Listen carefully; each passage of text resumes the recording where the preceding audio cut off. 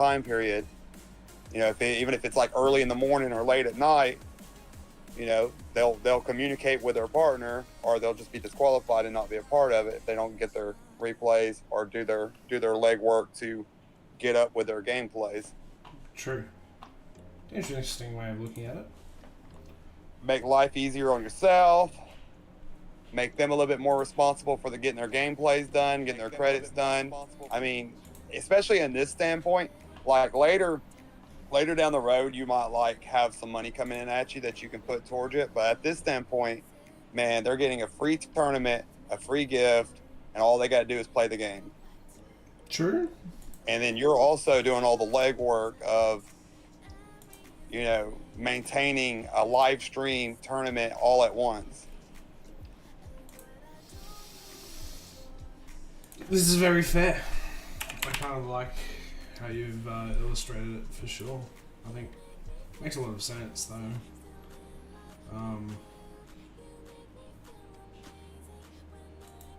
I just think it'd be easier with everybody's time schedules. Like if I wanted to participate, like it would be like really hard for my time because I'm all over the place all the time. True.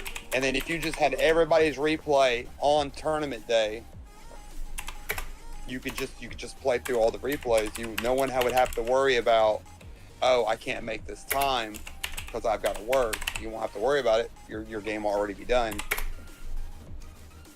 This is fair. They can make their stuff public. Just make the tournaments public, and they can hide the other stuff after the tournament. They can cut them all back public if they want. These are fair points you raised. To be honest, it makes it streamlines the whole process, really. Yeah, I'm just trying to think of ways to make life easier on you because I'm seeing how like difficult it is. Like I told you, I used to be a part of a clan. We used to do tournaments all the time, and this was like some of the setups that they would do. It makes sense though. I wouldn't have even thought to do that to make things easier. To be honest, I wouldn't have even thought about that. I'm gonna let people know I'm live. I thought I've suggested it before, but it was like through text. It was like me texting on your chat, so it may not have been like registered in my brain. Yeah. Yeah.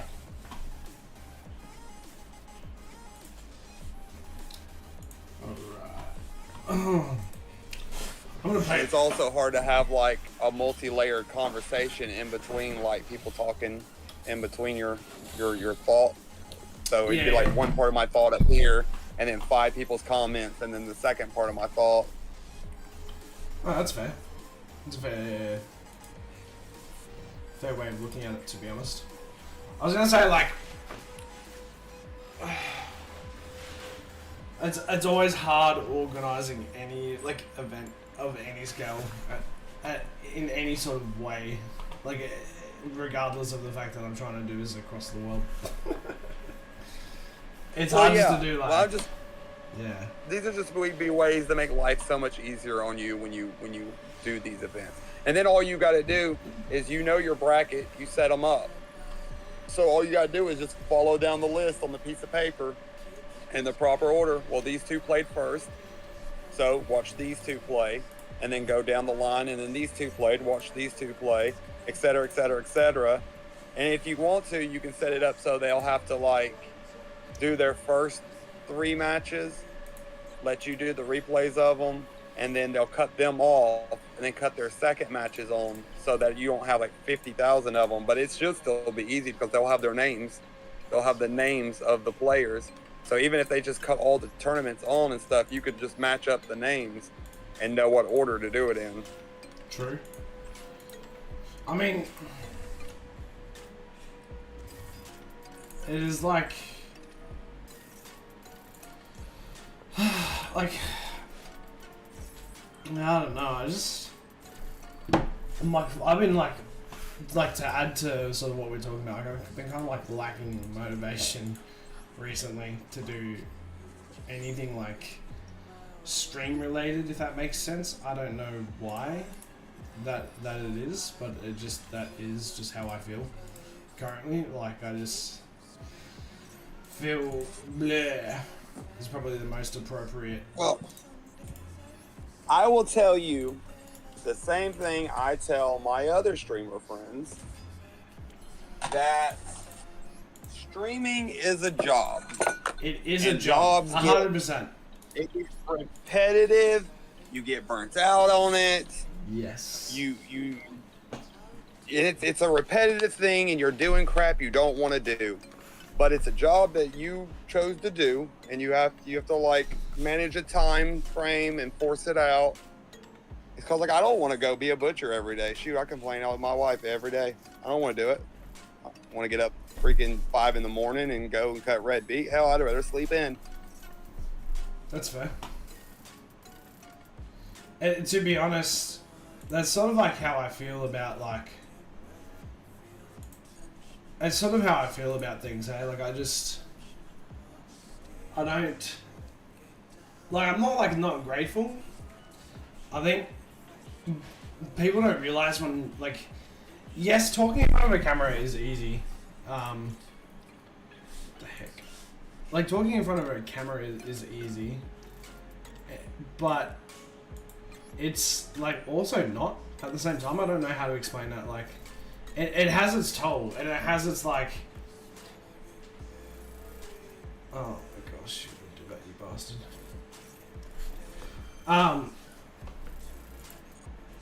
It is a lot more tolling, I think, than what people realize. Like, when you're trying to do it at a consistent basis all the time. I don't know if that makes sense. I mean, it does, because you're a TV show. You've made yourself a TV show. You have to be entertaining all the time while you're on your TV show. Yeah. I think... Yeah, so of course it's draining. I mean, of course it is. It's completely understandable. And then you got, like, I know you don't script. You just kind of go with what's going on in front of you.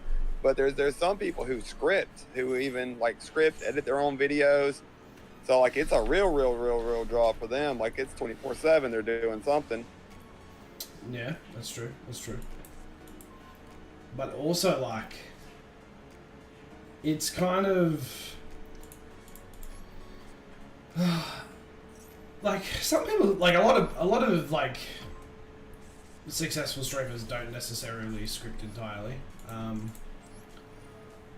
Well, no, a lot of, that's why I said some of them. Yeah. I mean, I don't make my content that way. I kind of try to be authentic as much as I can be. No, you're in the moment. What's happening is in the moment is why you're the people who script don't really like communicate with their audience. Yeah, I like to be a lot more like sort of hands-on with my audience in that sense, like, because I enjoy what I do, like. Yeah, but like, if you ever like watch anyone who scripts, that's how you'll know they'll script, because they'll never say or mention anybody in the audience. They'll just follow their script. True. I don't really watch people like that though. It doesn't interest me. I like to see how people think on the fly, like how they communicate and whatever else, if that makes sense. Like, to me, that's more. That means more like I don't know how to explain what I'm saying, but I think, yeah, I don't know. It's just,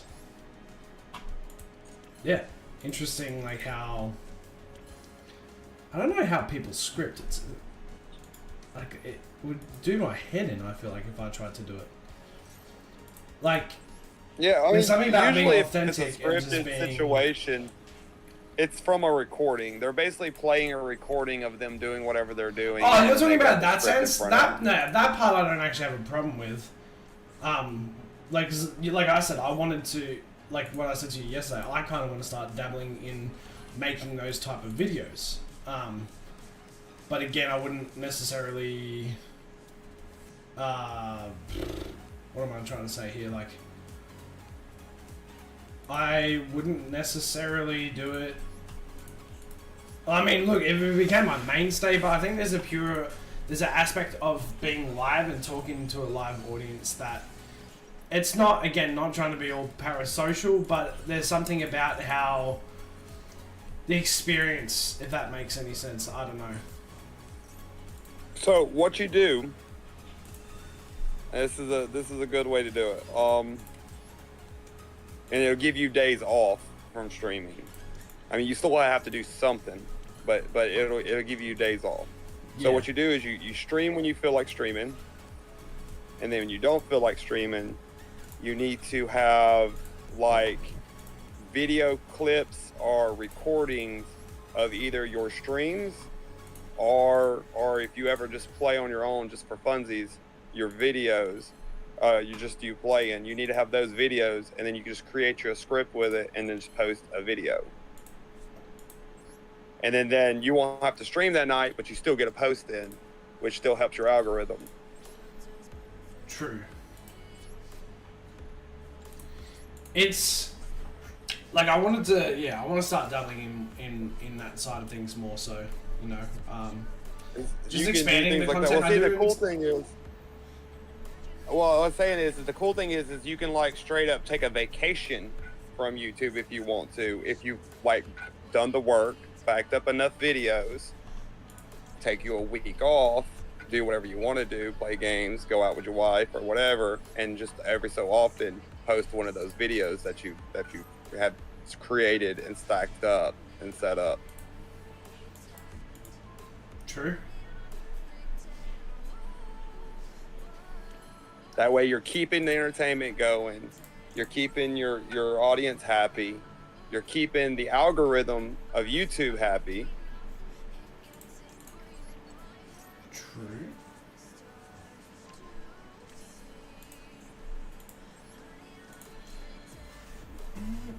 But yeah, that'll give you like, if you did enough of them, you can set up 2-3 weeks on a vacation, doing whatever you want to do. Still be posting a video every day or every other day or however you set it up for yourself, or however many videos you set up for yourself. And then when you run out of videos, come back. That's fair.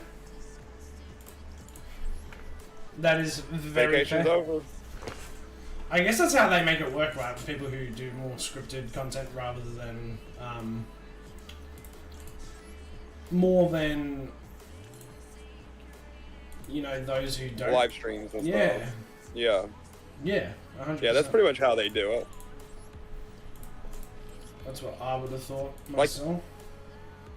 Like you don't see Roxon go live every day, but you still see a video from him every day. True. That man, like 90% of the time, walking around in his underwear to the house. I assure you that.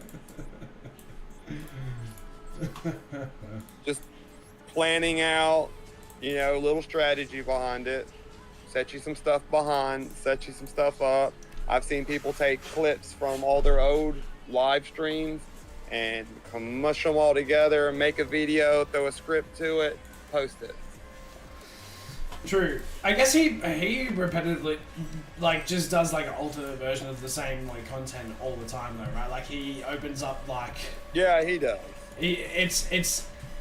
He might add different variants to it, but he doesn't he's not playing a game. He just opens up card packs.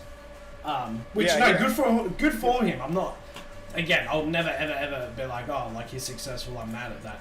Dude, I'm glad people are successful in the internet because they in turn are the ones that lay the foundation for you to potentially, you can take their ideas and build on top of their ideas and make things better and then get there yourself or add their aspects. Welcome in, Kaz. He'll participate in Master Duel's gameplays with he teams in with Team Samurai X and Team APS and a few other high-end Farfa. They'll do a old school GOAT format where they'll play on Master Duels with each other. True. I don't know if he does it on his channel, but I know he pops up a lot on all the other channels. Yeah, no, he welcome in, Kaz. It's good to see you, dude. If you want to come join us, we're gonna have more of a conversational style podcast today because we don't really have too many topics we want to cover. It's just I think sometimes the stresses of wanting to be successful, having like sort of trying to put those things on myself, sort of like tires me out a bit because I'm not a perfectionist, but I'm competitive, and I think sometimes when I don't see the success the way I would like to, I can kind of tire myself out in my own like brain, if that makes sense. I don't know. I also have to acknowledge within myself that like Rome wasn't built in a day, and neither is anyone that's successful typically at doing something they love, right? Because not many people get that opportunity to even do that in life, you know. And again, that's not to, you know, take shots at people who don't strive for it, but there's a reason why it's hard and it's not necessarily easily attainable, and why certain people get there and some other people don't. Sometimes it can just be right timing, right place, right time. You know, a lot of people got big like doing streaming and stuff, and now I've got successful careers in streaming because COVID happened. And part of me wishes I had have utilized it then. I didn't even think to take advantage of the situation. My thought process wasn't that. And I was it's still possible. You just have to ride what the audience is going for, and then you have to like maintain it to yourself in a way that you don't overstress yourself. Yeah, that's fair. It is. That's where the job of this comes in at. Yeah. Kaz says he's been enjoying GTA 5 a lot. I've seen that they've been dropping a lot of like, they've been doing a fair bit of like updates recently, haven't they? Or like DLC, like DLC missions. I think the latest one was received quite positively. Yeah, like I mean, because in true respect, like I'm a gamer. Okay, I would say this. I play Master Duel, and yes, has that been my main save for the past while on YouTube? Yes. But I'd put myself as a gamer before I'd say I'm a Yu-Gi-Oh! Duelist or a Master Duelist, which is why I can get quite bored or over or annoyed or just burnt out doing the exact same thing all the time on one particular game. Which is why you'll never normally see me stick with one game all the time in my rotation. But the only way I can do that, is by normally like making sure I'm supplementing in other games, like, and giving them a lot of time outside of the main game that I'm playing, if that makes sense. Well, it does, but see, this is the point I was making. This is where I'm trying to get around to, and this is where I started to tell you, like, the other day when we were talking about some of this stuff too. Remember, I was telling you about like putting your little mascot over your box here. Yeah. So no one can see your face. So you can like basically take old streams you've done of, you know, just us playing or you doing whatever event or ranks or whatever. Take your clips of it. Put your little mascot over the faces of it. Slap them all together. Boom, you got a video, you got a day off. You can post that video, you got a day off. If you do that for a number of videos, then you got quite a few days off. That quite a few days off means you can sit, you can play whatever game you want, you can do whatever you want, you and the wife can go out. True. And you're still putting the content out that your, 600 and something followers, 623 followers are following you to see. True. Sorry, I'm just gonna read the comments as we go along. Fake Dave says, I'm on the fence about the Yu-Gi-Oh! Early Days collection. Casual coppers videos on them make me want to buy them and play them, but I realize they are a time commitment. True. I agree. I think I need to like break up maybe maybe I need to stop streaming as much and break it up to doing videos more so. Maybe you're right. Maybe chat. Do you guys? I want to ask anyone that's in the chat or even just yourself. Look, based on what you say, I know that you watch long form like YouTube content, so I know that like live streaming isn't the be all and end all for you. Chaos, like I know, like if I put up a video, you're gonna watch that video, like because I'm gonna watch the shit out of that video. Yeah. Maybe, guys, if I broke up some of what I do in terms of content and did more videos, is that something you guys would be interested in watching? Or do you guys like the live aspect more? Do you guys like the live interaction more? Because something I like doing is streaming. I like conversating with people. Like, that's why I'm encouraging Kaz, I'm encouraging Fake Name. Like, you guys can come and hop into this call now and we can just talk, man. Like, I want to...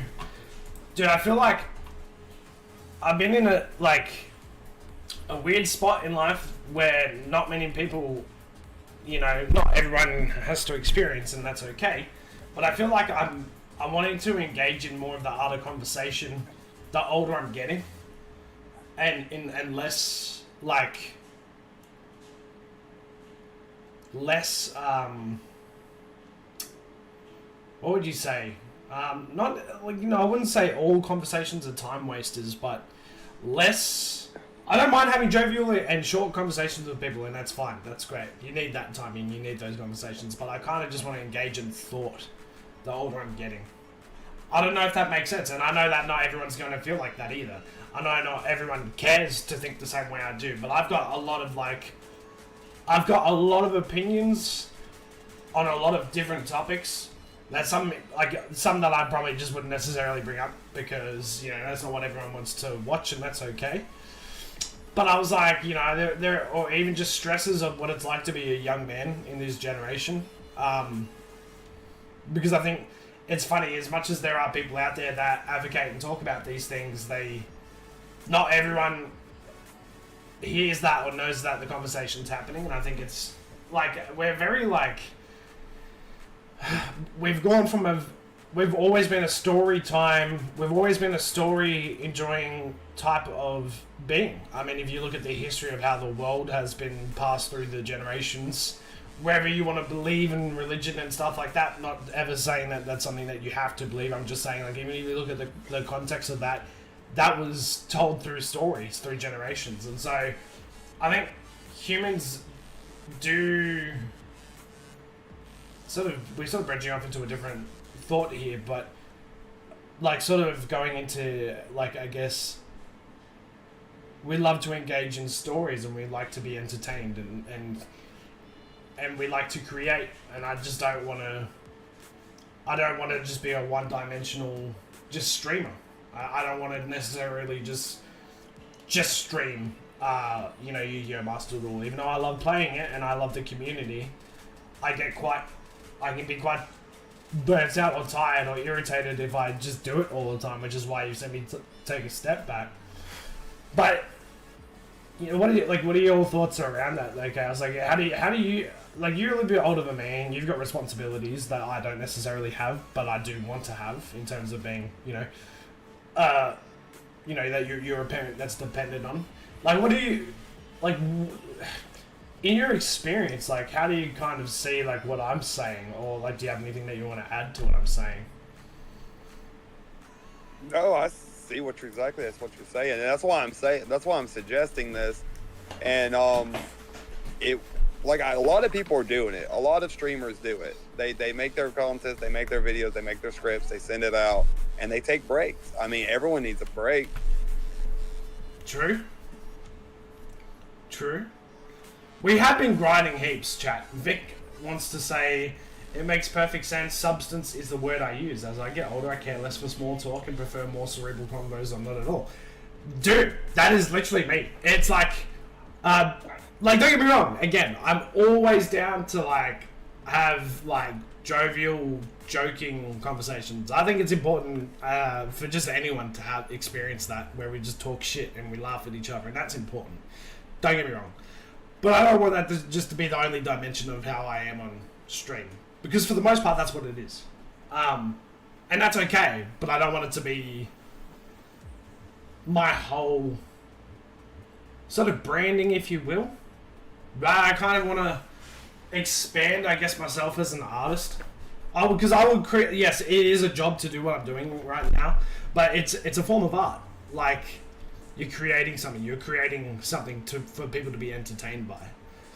And I want to explore, I guess, more aspects of myself and, you know, sort of, you know, put that out there. And I'm okay with that because I don't think it's the views or the things I want to talk about uphold negativity.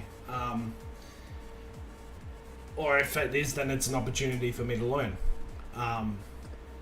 So like, that's sort of how I look at it. But like, I agree, Vic. I think it's I'm at this interesting like crossroad in life where a lot of the conversations I will just avoid, and this goes true into my daily life. I'll avoid outside of my life. Obviously, my fiance will have conversations just about anything, right? Sometimes it's small talk, sometimes it's philosophical. That's okay.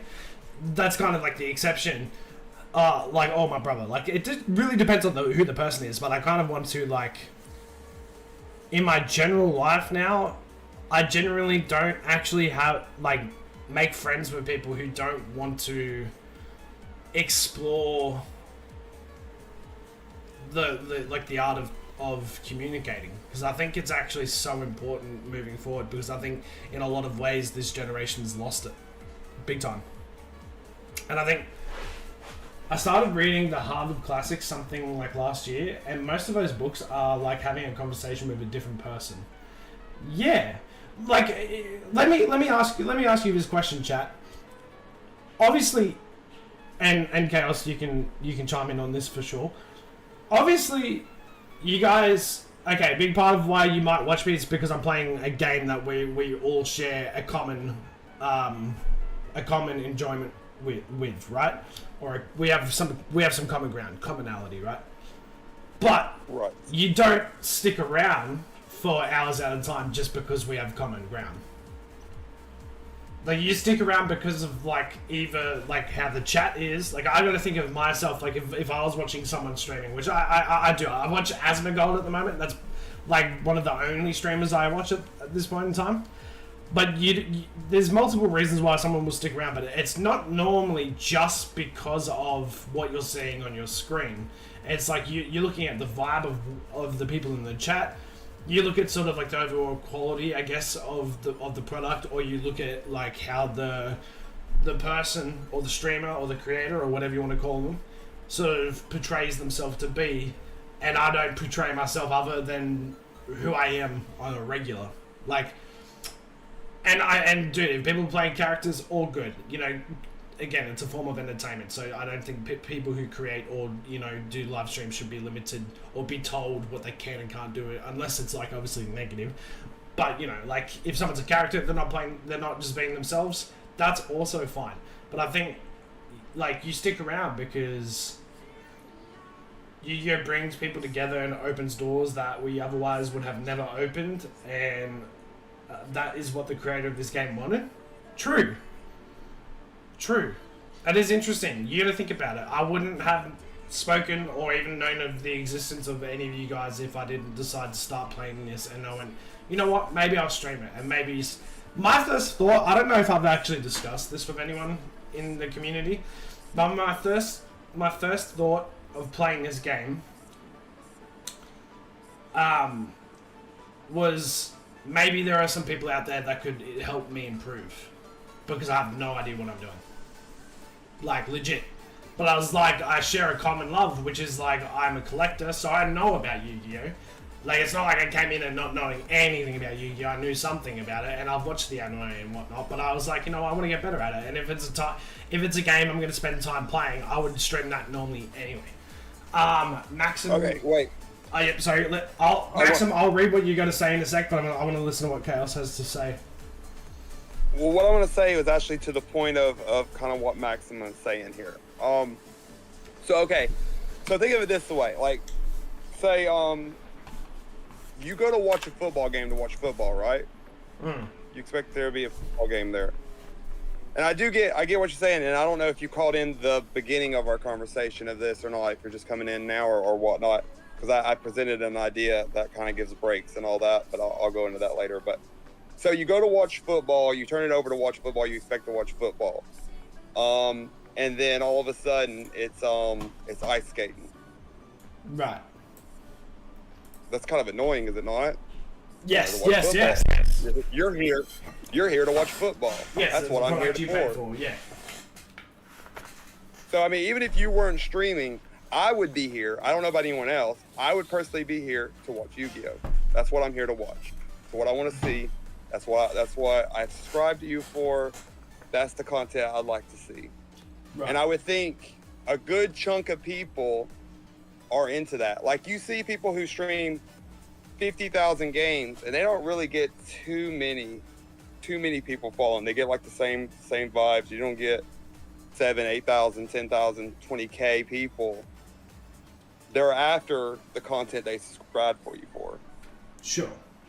And I will too. I'll sit and watch videos. My wife can vouch for this. I will sit and watch an 8-hour Minecraft video. Fair enough. I will literally sit. I love Minecraft, and watching them build farms, the same fucking iron farm I've seen someone build 1,000 times. I will watch you sit there and build that iron farm for 8 hours, and she could vouch for that. I agree. I think, though, there's an aspect of when someone gets that big, it normally doesn't matter what they play. Because I think at that point, most people, when you're pulling those type of numbers, people aren't watching you for what you're playing. They're watching you for you.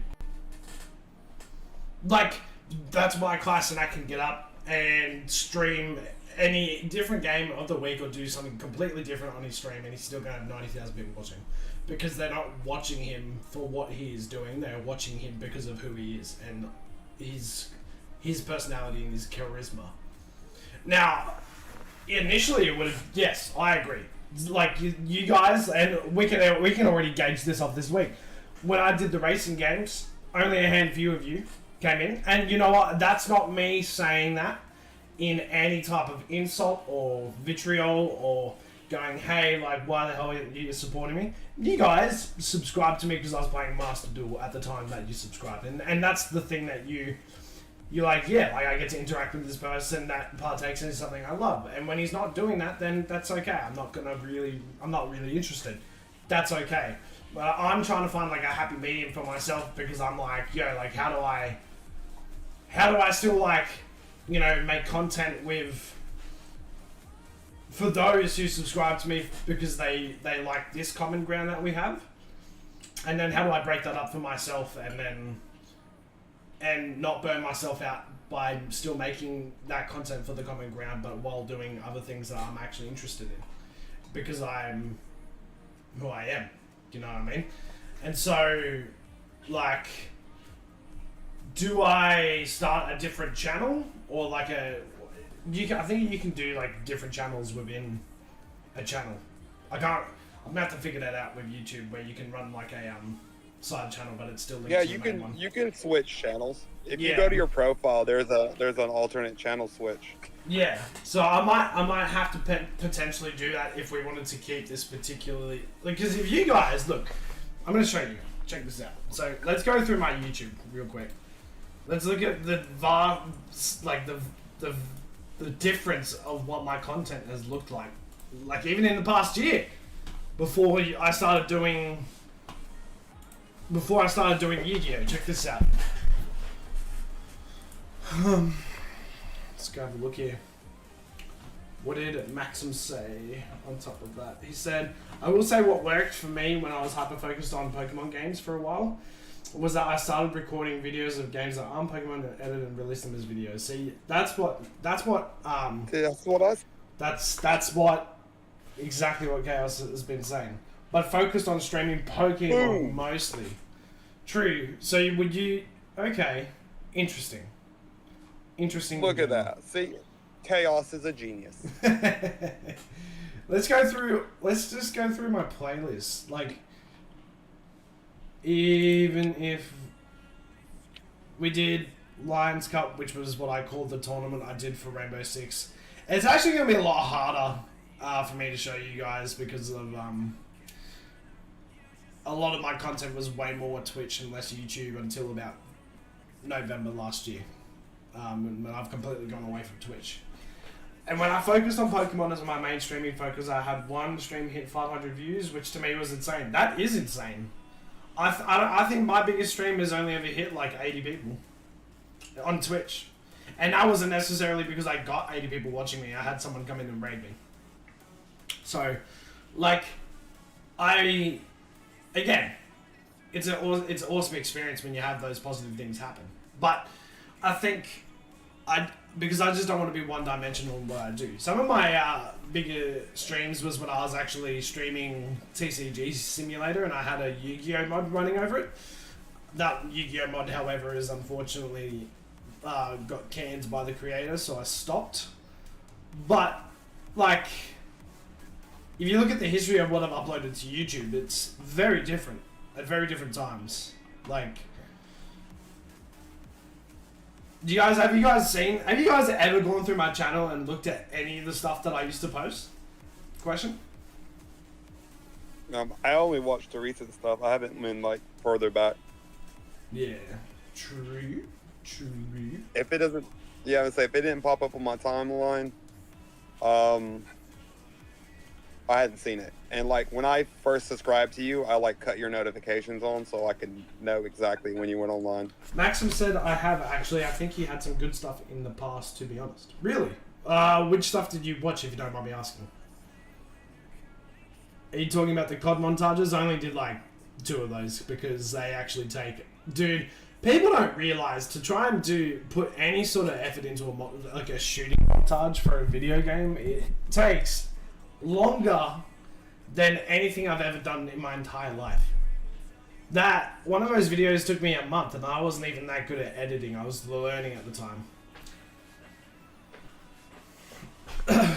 Well, like I'm just gonna show you something real quick, guys, because like I put a lot of effort into this video we're about to watch, but I'm just showing you some of the content that I used to make.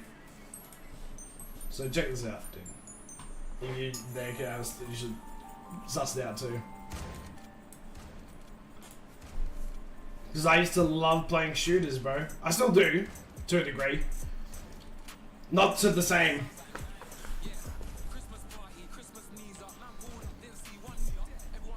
Dude, to get this many clips, it took me about 3 weeks to record this many clips out of the... And these are the clips that I used. This isn't even including clips I didn't use. Oh, true, Maxim. That makes sense.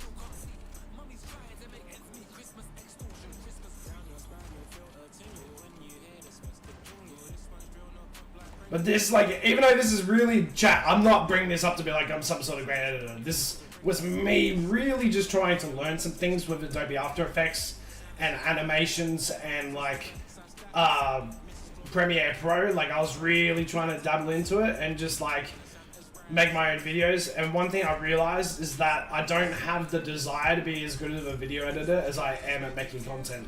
So I was always like, I will just settle, like if I ever need to, I'll pay someone to do videos for me. If that makes sense? Because this took way too much time. It really did. And I'm not that good at it. The one of you learning last 6, I had that on in the background for a bit while I was working on a project. Did I stream that? Or did I upload it? But you can, you know, it's kind of funny, chat. When we watch this video, so about from this time onwards, you can actually see my transitions get way better.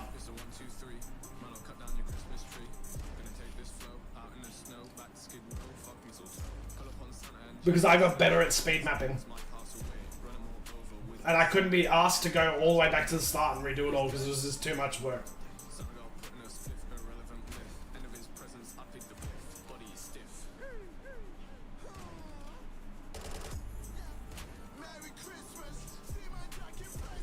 It was a 4-hour video? Yeah, it would have been a video I think I would have taken from Twitch and just uploaded it. I think. Unless I did stream it.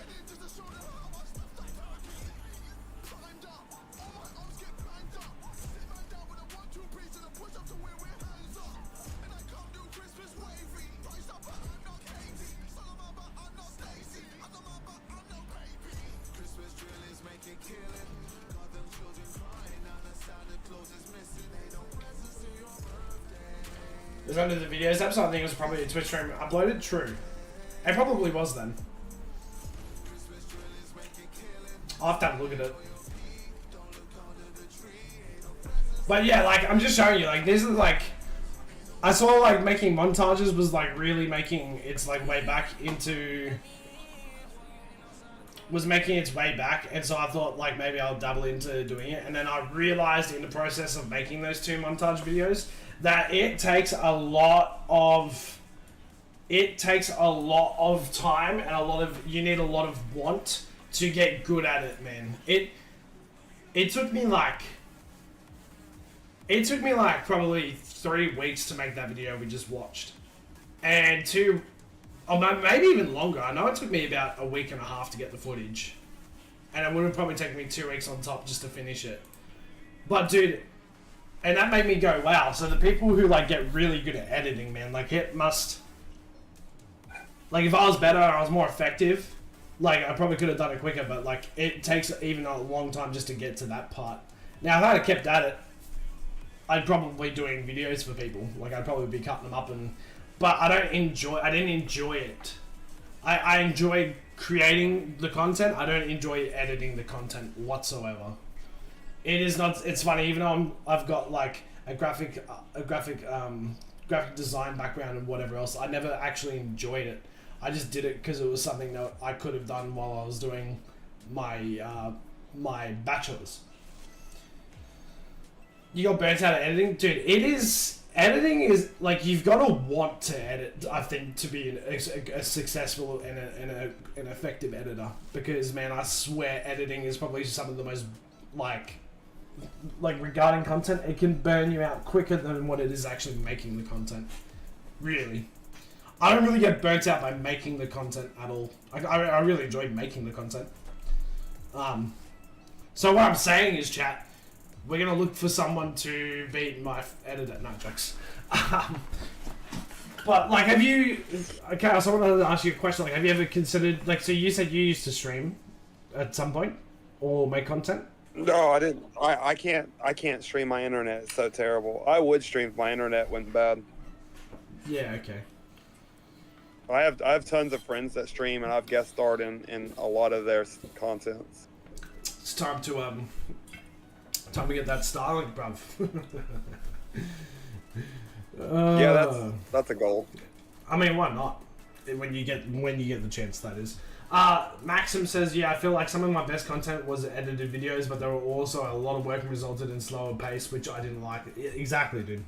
I feel that way entirely. That's why shorts. Shorts is an easy one. I can go through and make shorts. I could go and make 10 shorts today if I really wanted to. But I want to make 2 quick points here, though, real quick.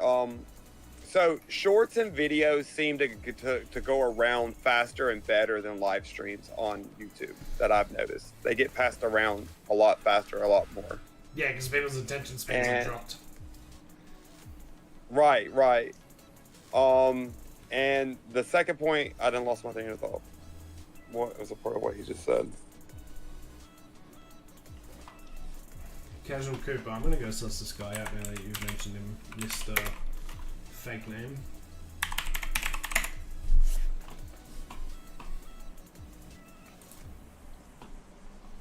Hello, oh, that's cool. And welcome to another. Oh yeah, my other point was like I feel like Master Duels would be a lot easier to edit than like a shooter. Yeah, because it depends on the style of editing when it comes to shooters. Like, you can just upload good plays, which, that's not hard to do. But it depends. Like, if you're going to make then, are you going to go from uploading good plays to making a montage? And then that changes it entirely, dude. It really does. Really does. Yeah, I see that. I'm just saying, like, in the concept of it would just be you, like, clipping different gameplays together for Master Duels. Yeah. And then throwing a script to it. Yeah. Done. I feel like that'd be a lot easier than the complexity of like digging through 50,000 videos of you playing like Call of Duty, for example, and trying to find like those perfect shots, trick shots, things like that, and then cutting those out, putting them together. I just feel like I use a program called Metal when I'm playing shooters, because you'll set it to your own, like how far back you want it to record, but essentially you open up the program, you let it run while you're playing the shooter, and then you just hotkey whatever hot key you want it to be on your keyboard, and then when you press that, it'll record like the last like I normally have it set to like 30 seconds. So if I've had like really good like kill streaks and stuff in there, I'll then hit it. If that makes sense. Oh yeah, my So it my makes it a laptop lot does easier. that. Yeah, it makes it a lot easier to do that. It's just like piecing them together and then doing the work on top of it. If you want to add animations and everything else, like it's just a After Effects is just that's a head fuck if you ever want to experience it. But people who obviously get good at it, they're the people that then go into movies and whatnot and do video editing for big corporations and whatnot.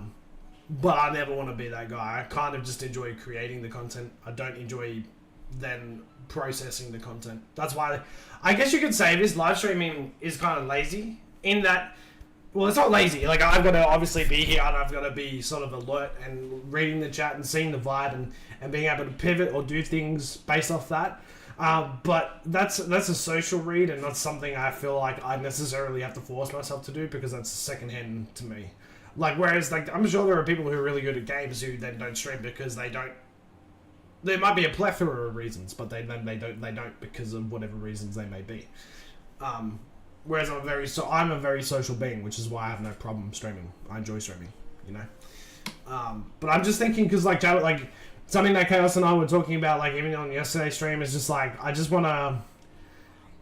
I think a move of mine that I'm going to make is I'm going to start basically recording, like you guys have mentioned in the chat today, I'm going to start recording gameplay of different games I play and fully just run it as a background layer and fully cut the audio from the game and just sort of like speak over it as like, it's like old school like 2010s like gaming commentary.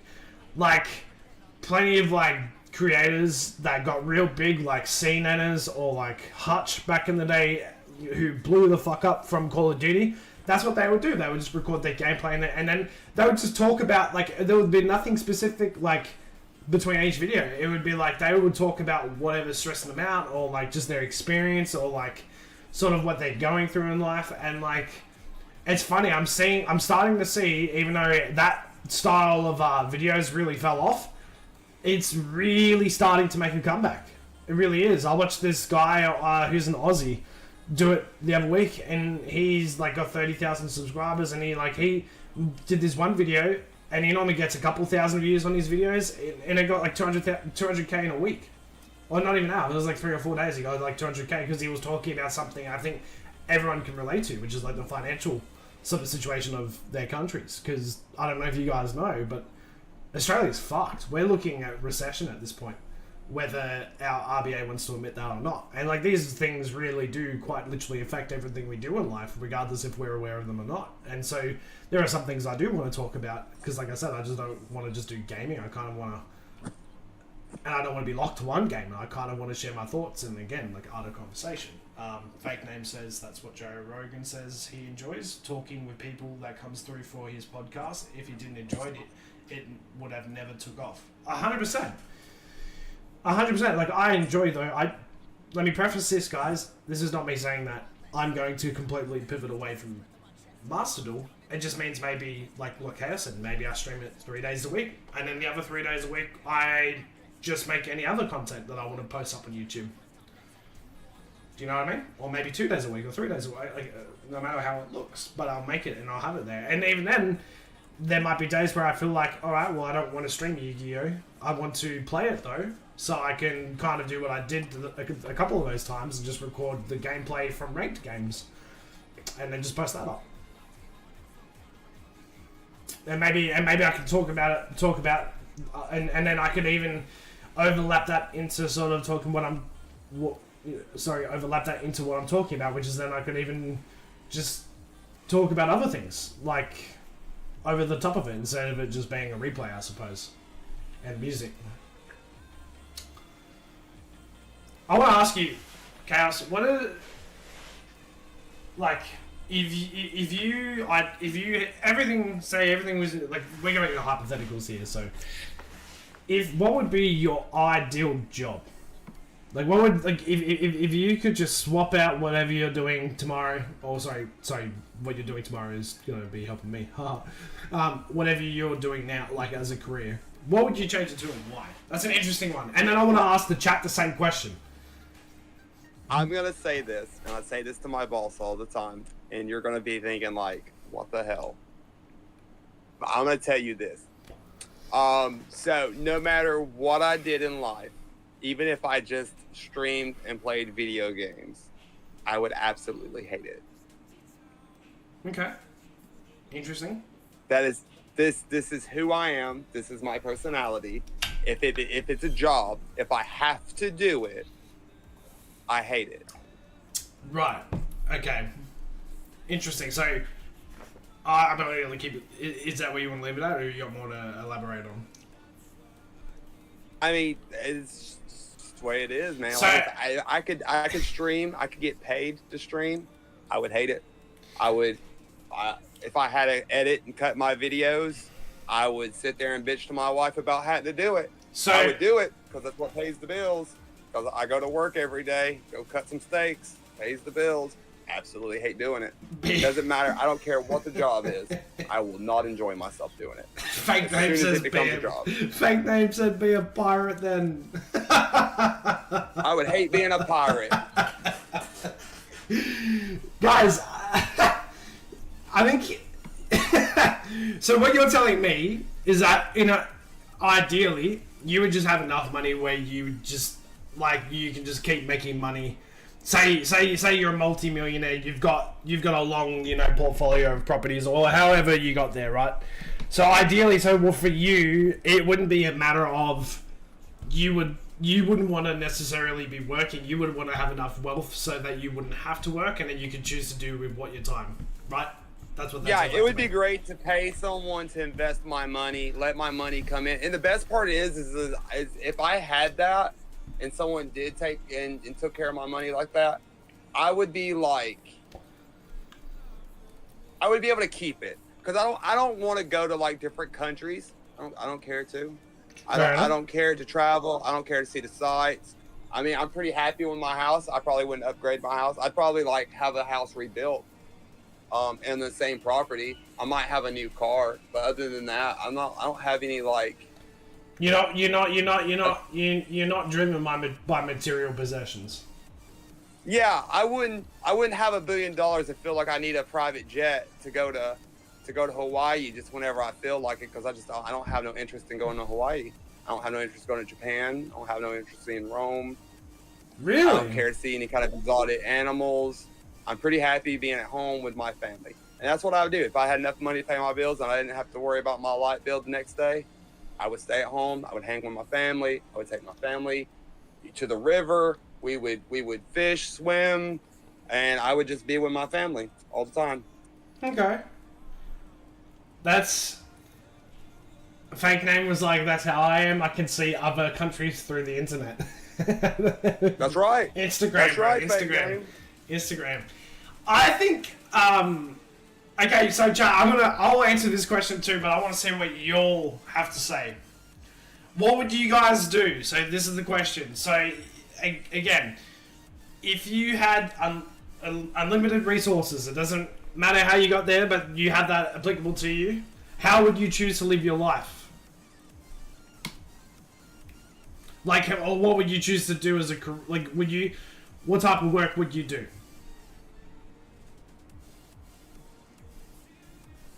I'm interested to see what the community thinks. And also, guys, if you enjoy Chaos and I sort of just going through the motions and talking about random topics and you want to see more of it, let us know.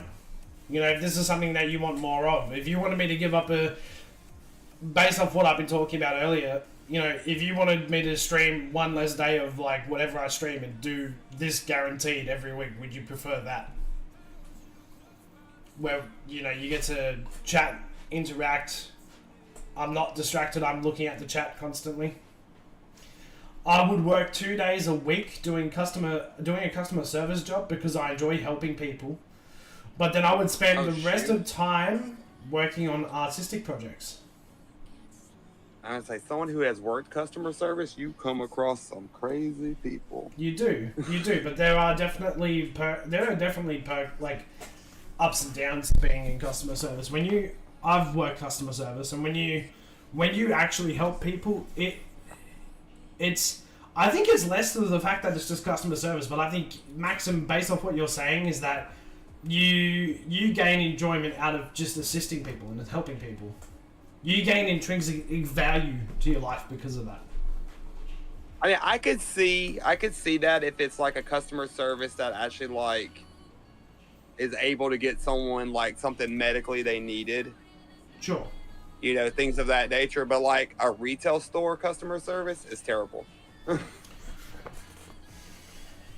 you guys want me to answer the question? I'll answer the question. I personally, if I had infinite resources, I would do a few things.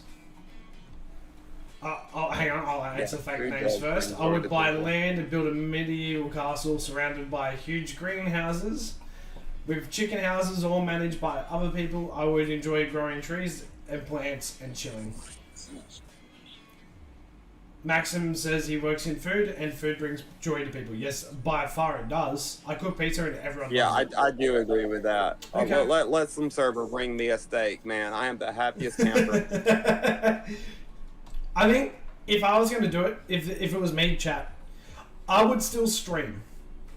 Because for me, I would be like, the one thing I don't need material possessions, but the one thing I've always said I would do if I had like stupid surplus of money is build the ultimate gaming room. Because through and through, if I was streaming or not, I'd be gaming. I love gaming. I really do. I love the art. I love the communities, even though sometimes they're a bit toxic. But for the most part, I enjoy the community aspect. And it's a great way to connect to people. It's a great way to strategize. It's a great way to keep your brain going, you know? So I would build, if I had unlimited, money's not a question, I'd build myself a stupid gaming room. And I would stream. I would make it like the ultimate streaming setup, for sure. Would I probably stream as much? I'd probably stream a lot more chaotically than what I would now. Like, I probably wouldn't just necessarily stick to sort of the schedule I try to do, which is 4 or 5 days a week. I would probably just do it whenever I felt like doing it, rather than feeling obligated. Not that I feel obligated, probably poor choice of words, but I do want to grow the community, right? So there's like an obligation for me in that to then turn up and be available. I would then also probably build my own gym on my own property, like a full-on gym, like part of the house that has a basketball court and a pool in it, because to be honest, I would probably take care of my body a lot better with more money than what I do now currently, just because of the resources that you can build. And I would probably build my my portfolio of housing and land, essentially. That would be probably all it goes.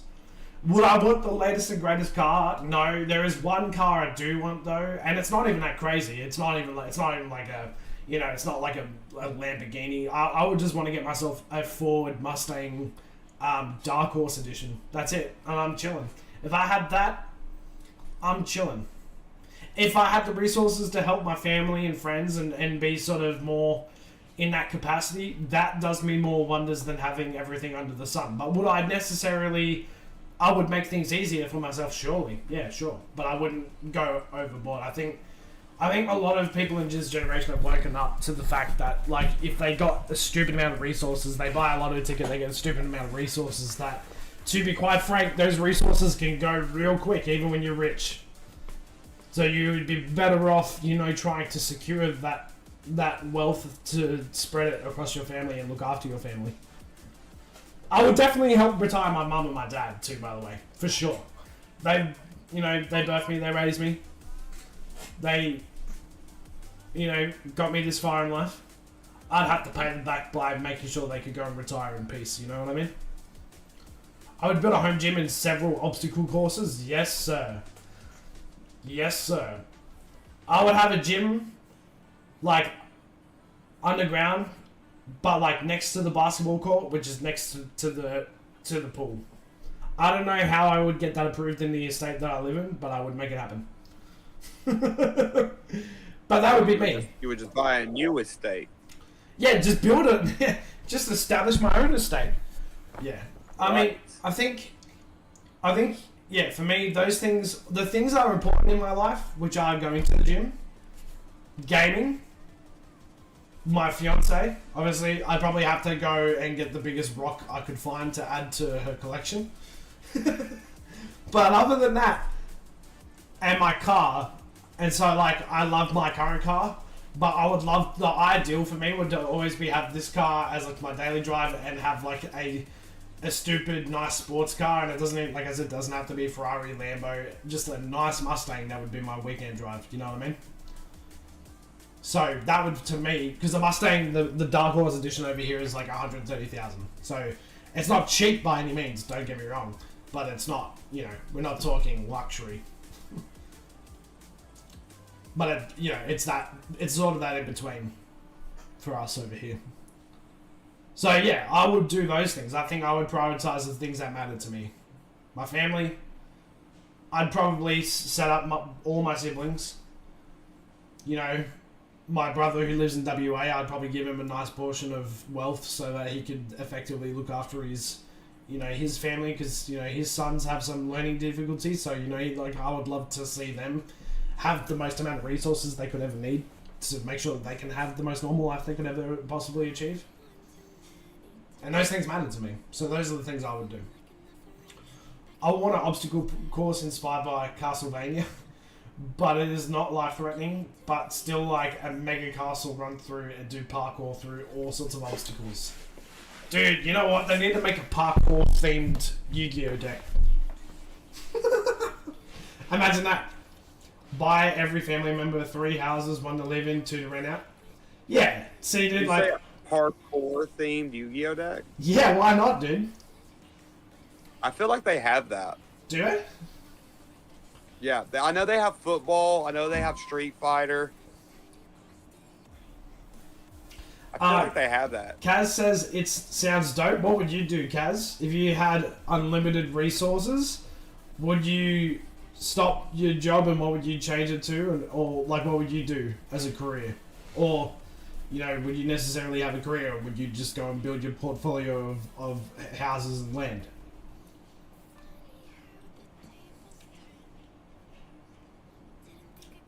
Or do we even have boxing? We have boxing themed Yu-Gi-Oh decks? That's crazy. Yeah. Yeah, the battle boxers. True. True. I think I would I think my fiance would love it if I had that amount of wealth. For sure. We would probably travel too. I can't lie. Queenie and myself, we want to travel the globe. So we probably would do a bit of traveling on top of it as well. Because I really want to go see him. King Kano Does America. We could start a YouTube series if I had that wealth, bro. King Kano Does America. Who would watch that? If I had good enough resources just to do like a funny like YouTube series of my experiences in America, who would watch that? I'd watch that. You know what I would do? I'd go to all the roadhouses of like proper food over there and do their food challenges, bro. Because you guys would love that shit. I would start building the world engine and create a Nexus event of robots infinitely evolving. If it was absolutely infinite resources, dude, that's kind of scary, no? So you're gonna unleash like Terminator on us, essentially. I was gonna say, isn't that the theme of Terminator? Maxim said he would too. So wait, we've got a bunch of Skynet lovers in the chat, do we? I feel like I would prefer y'all to press the big red button that drops the bombs. I'd rather just go out quick and fast and not mutilated by a giant robot. Guys, if you guys want to enjoy this conversation and you want to talk to us physically, you can hop in Discord, man. But if you guys just enjoy talking in the chat, that's also fine too. No. Nah, I just want to ascend past humanity, that's all. That was about your America series? Oh, true. Okay. I think there's some delay. Oh, yeah, there is. For whatever reason, to the Americans, you guys have a delay of like 20 seconds. My delay is only 3 seconds. Which is really weird. I don't know why it delays so hard. Man, I think we've got a villain in the chat. I think Kaz is a certified villain in the chat, dude. That's like... I think so. Yeah, make League of Legends real. Make League of Legends real. Wait, so where you could, like, play this game where you could physically enter and instead of when you die, you just respawn. What happens after defeat screen happens, though? I would join the Discord, but I would have to be quiet tonight, Lamau. Fair enough. I just wouldn't mind living forever, is all. Fair enough. Interesting take. Maxim, dude. Plot twist is you go in the game, but it really turns out to be SAO. But death might lead to that anyways. True. I don't have all the answers. I know what I believe. That's all I know. Maxim, I was going to actually ask you, what time are you going to be available to play tomorrow night? Have we sorted that out with everyone in the tournament for tomorrow? Also, I'm considering making the investment in my favorite deck, IRL, but it would be $430 USD. What the fuck? Why does a deck cost that much? Do you know how much that would be in Australian? That's like $700 Australian. In tier 1 decks are like $1,000. That ain't right, man. So that's kind of cool. That's kind of cheap. You have to physically fight and do all of the running and jumping with 4 random teammates versus 5 random people. Oh, I can imagine that would be the most toxic community ever. Can you guys imagine Title 1 doing that? We create a real League of Legends. Like it becomes real. Be the most toxic game ever. Azamina, White Forest, Fiendsmith. True, that's for the basic cards, not... That's just for the basic cards, for the engines? So you're saying for the cards? Yeah, Fiendsmith is like $80 a card right now. That's disgusting. That's disgusting. Yeah, it's $80 a pop. Do you reckon he's going to get a reprint in Stampede? Hope so.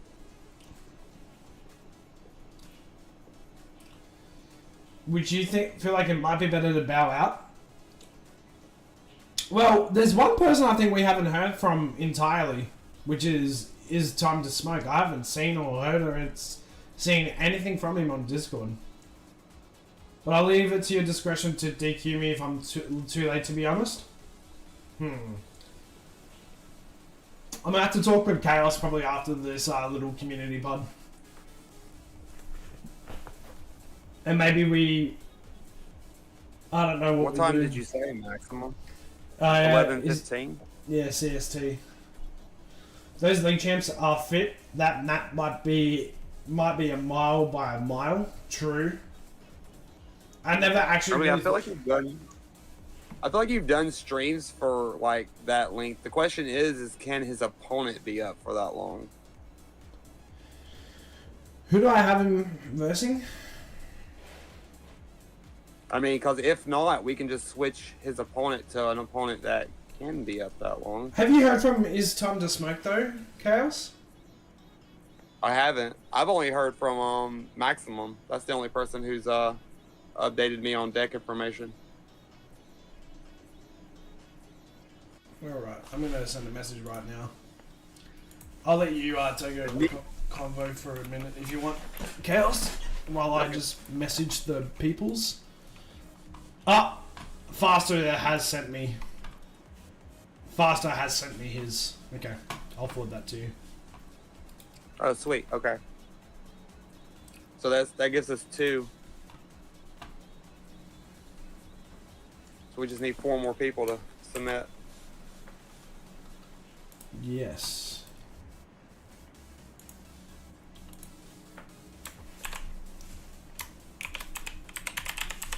But no, I haven't heard anything from Smoke, and I sent all of them friend requests so that they would Yeah, right. have an easier way if they wanted to send me the information, have an easier way to contact me.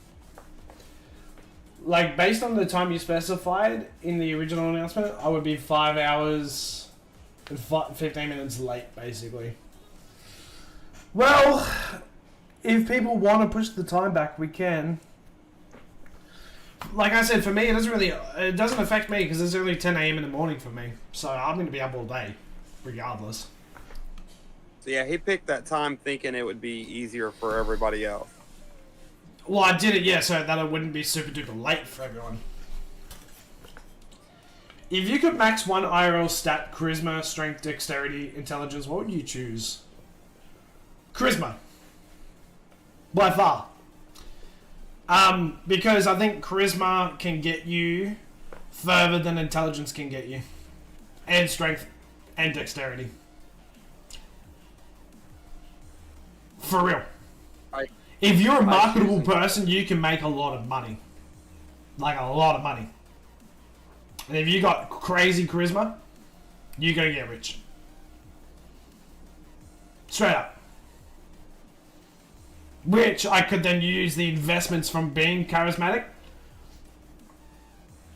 I would then use the resources then to improve my dexterity, intelligence, and strength. That's how I'd look at it.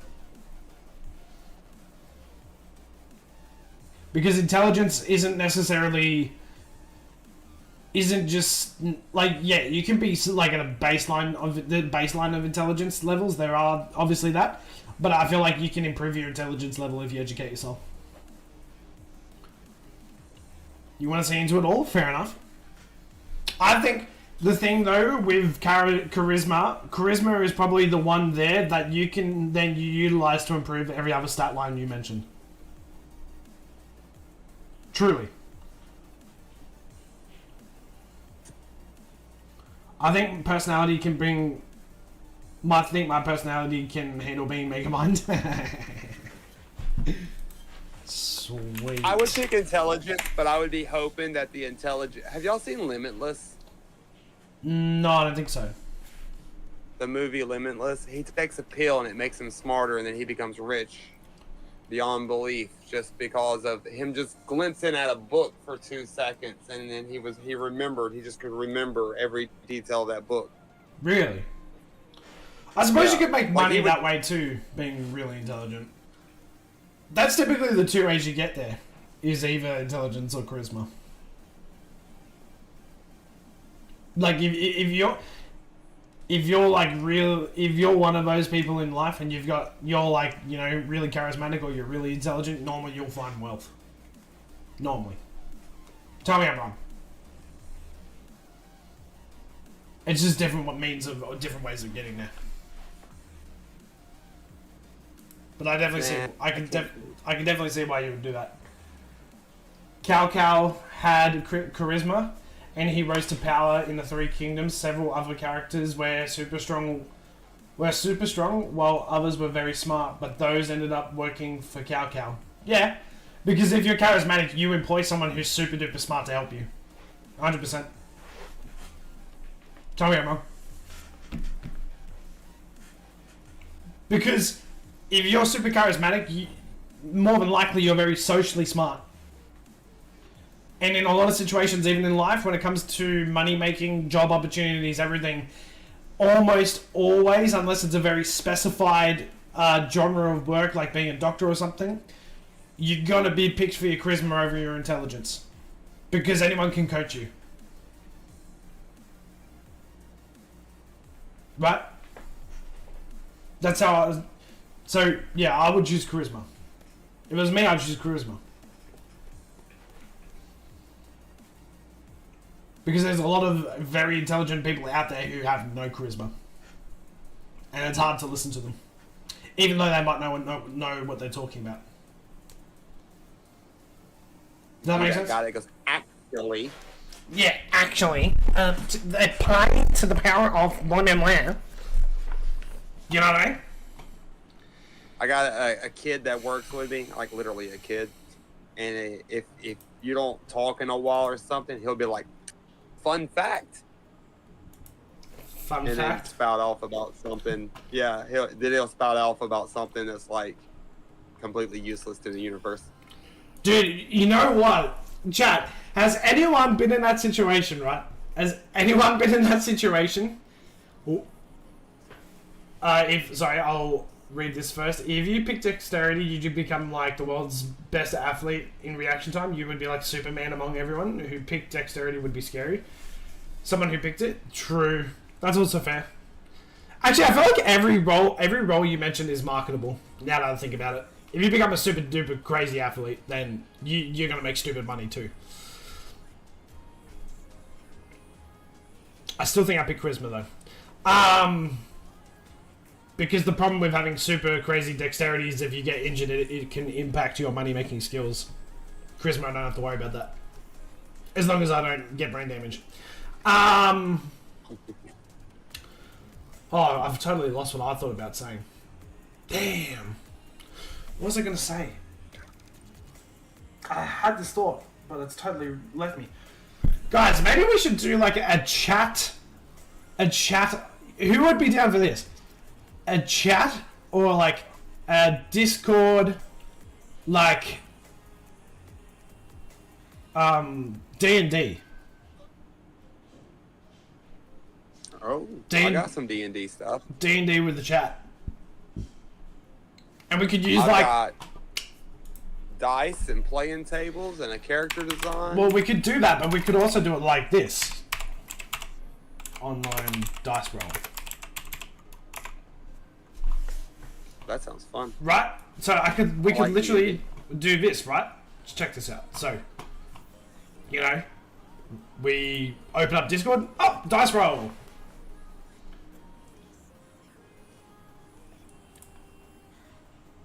And you can set it to 20. Isn't that how big the roll is for? It's out at 20 for D&D, isn't it? So Yeah. we literally could play a D&D with the chat. It could just be super cash. It doesn't have to be super like try hard. But I've never been a DM, so I'm probably not the right guy. But if someone wants to be the DM, I can present you something a little better, a little idea. okay. There is a game map website you can go to, and it will like put terrain out that has like trees and mountains and et cetera, et cetera, et cetera, that you could have on your stream.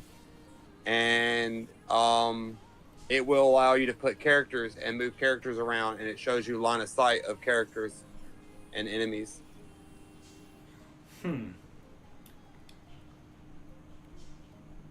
I think we might be onto something here, chat.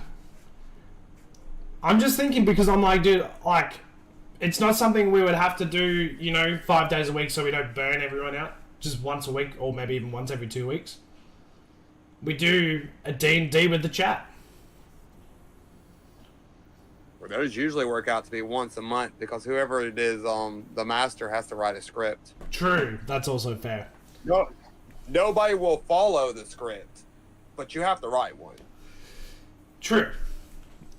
Fake Name said, with any physical skill you have to work way harder. Kaz says, I love D&D. Maxim said, I would if I wasn't already in 2 campaigns. Nah, you could be in this campaign. The campaign's in the chat, bro.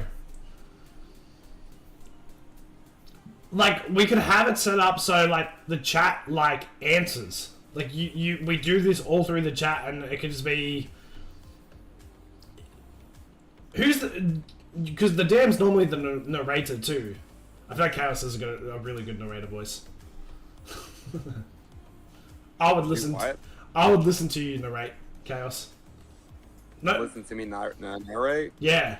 I reckon you got a narrator voice, dude. I say I do not sound like Morgan Freeman, No, you kind of do. but just the redneck version. Yeah, you're I'm like the Sure Fresh brand. I've never played D&D. Well, could be a good opportunity for people to get involved who have never played it before, and we do it through the chat. Yeah, like I said, that program though, you can have it set up. You can move the characters. You can show where they look. You can move the enemies, show where the enemies are looking. So like, for example, fake name here can be like my character moves to yay tree and posts behind to shoot elf. You can like move his character to yay tree, and then I pop shot at goblin. Then you can roll the dice. Whatever his dice result is comes into what his shot is. Yeah. So he could like literally, I mean, if he didn't want to get on Discord and speak to what he wanted to do, he could literally in chat just type out what he wants his character to do. Yeah, maybe the character could do that. But that's what I'm thinking we just do anyway. Like me, like we could literally run. It's designed so it's played within the chat, Heyo. not in Discord, but within the chat. Who would be down for that? Oh, welcome. It'd be pretty cool. Welcome in, Kaz. Yeah, like everybody's pitching in. Yeah.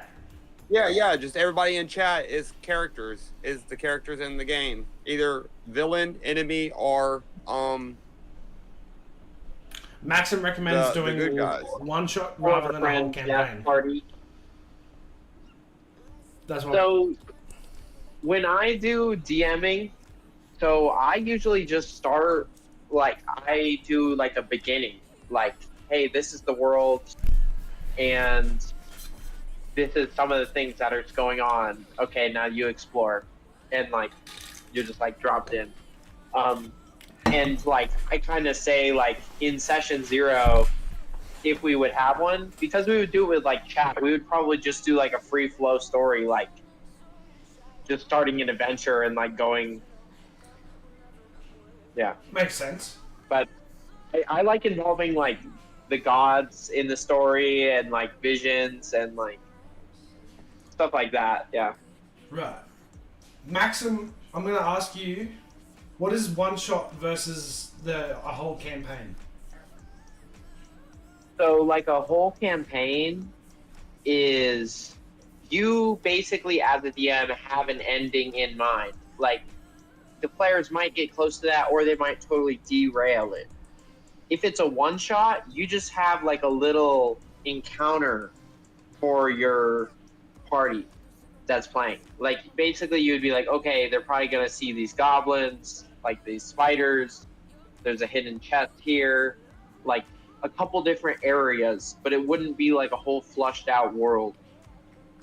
Usually, from my experience, a whole campaign lasts a while. Like years. It's usually it's usually a long, drawn out thing, and then a short, little, quick thing. Like, say you got a new member and you don't want to like throw them in the middle of a campaign, so you just do a short little thing. It's usually for the few hour session that you're doing it for, and they kind of come up with a quick little. You do this, you find that, you fight a boss, you're done. Yeah, I kind of, when I'm DMing, I try to be as like descriptive as possible, but like hurry people up because like I'm doing all the math and doing like everything for everyone, especially if they're new. If they're like, I want to roll my own dice, it's like, okay, cool, you can do that. That's cool. But usually I'm doing that for people. Oh, well, that sucks the fun out of it. Well, like, if they want to roll their own dice, that's cool. But not everyone wants to be like, okay, it's a 20 plus my ability score plus this. Some people just want to do like the role play aspect and like decide what their character does. And I get it. If you're brand new to D&D, like that's what my experience would want to be too. Yeah. Well, maybe we could do like a one-shot series then, if it's easier to do it that way. Yeah, it's a lot easier to do it that way. It's a lot easier. It's a lot faster. And then, like, it also opens up if you want to do another campaign next week and not all the same people can participate, but you got, like, a new person, then the new person can now participate. How long does a one-shot campaign Because it's not like Yeah, it would be, like, constantly evolving because it would be, like, simple, but, like, you're just, like, having fun in this, like, fantasy world. Right. And the way I've done it before is like I didn't calculate like how much HP the enemy had. I just allowed the group to fight enemies until it seemed like it wasn't getting fun no more, and then they killed off that enemy, and then we moved on to a new one. Right. Okay. Yeah, I remember one campaign I played, but I ended up pulling out, man, because like, man, full-on campaigns get fucking like. I felt like once I kind of got bored with the story, I just didn't want to play it anymore.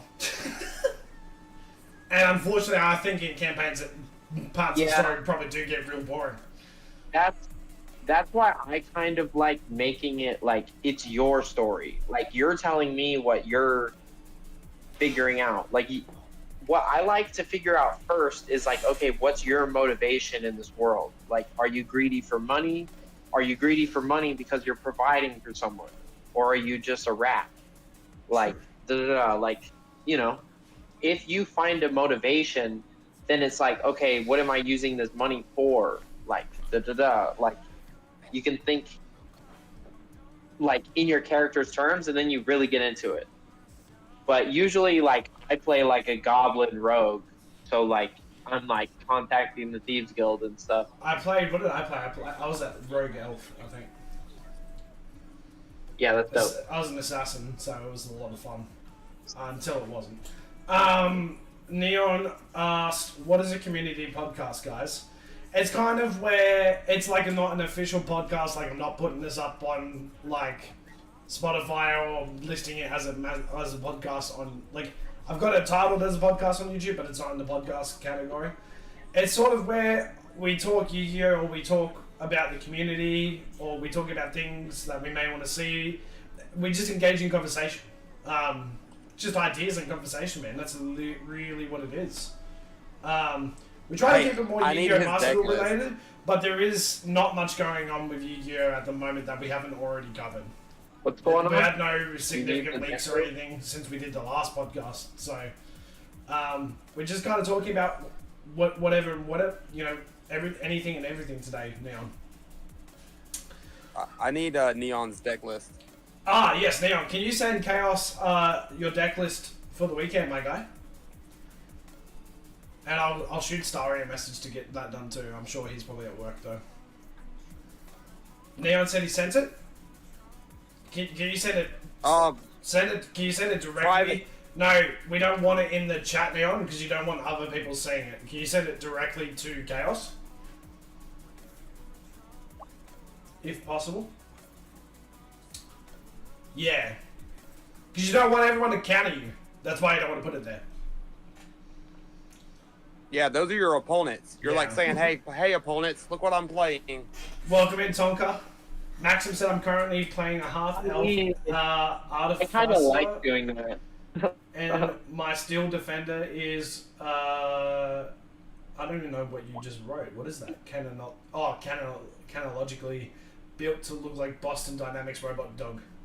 Interesting. Tonka, do you want to do mini D&D sessions with us, dude? Would you want to be in that? Where the chat plays D&D with us through the chat. Not full campaigns, what's it called? One shots. One shot, yeah. I'm going to put this question up on Discord. And if it's something that you guys are really interested in, we might even do a mini series with it on YouTube.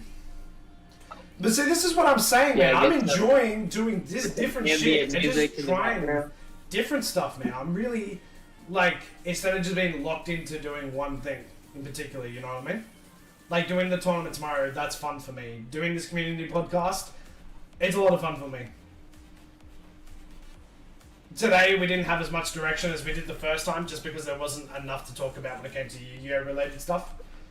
But today, yeah, really, everything's mellow. Ban list was only like 2 cards. They haven't done TCG ban list yet. I don't know. Like, there's really nothing going on. The meta's pretty mellow right now. Raijo's crazy. Malice is crazy.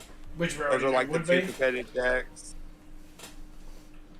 Yeah, I'm excited for the Blue Eyes. I'm excited for Primite when it comes out. I'm going to be playing Primite Fiendsmith Control.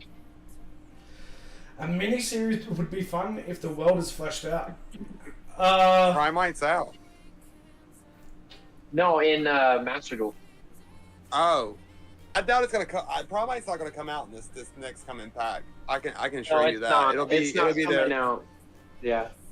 They're trying to make as many URs as possible. Yeah, they're gonna split that up through several packs. I reckon fake name. How long do you reckon it would take us, Kaz, or Chaos, if we're gonna run one? How long would you think it would take to flesh out a one-shot series, like mini-series? To play one for me, if I was DMing, it would be like 2.5 hours for like where you could get like 10 fights in. Well, I'm saying Or, like, fleshing in. the world out, which means a little bit of planning prior, right?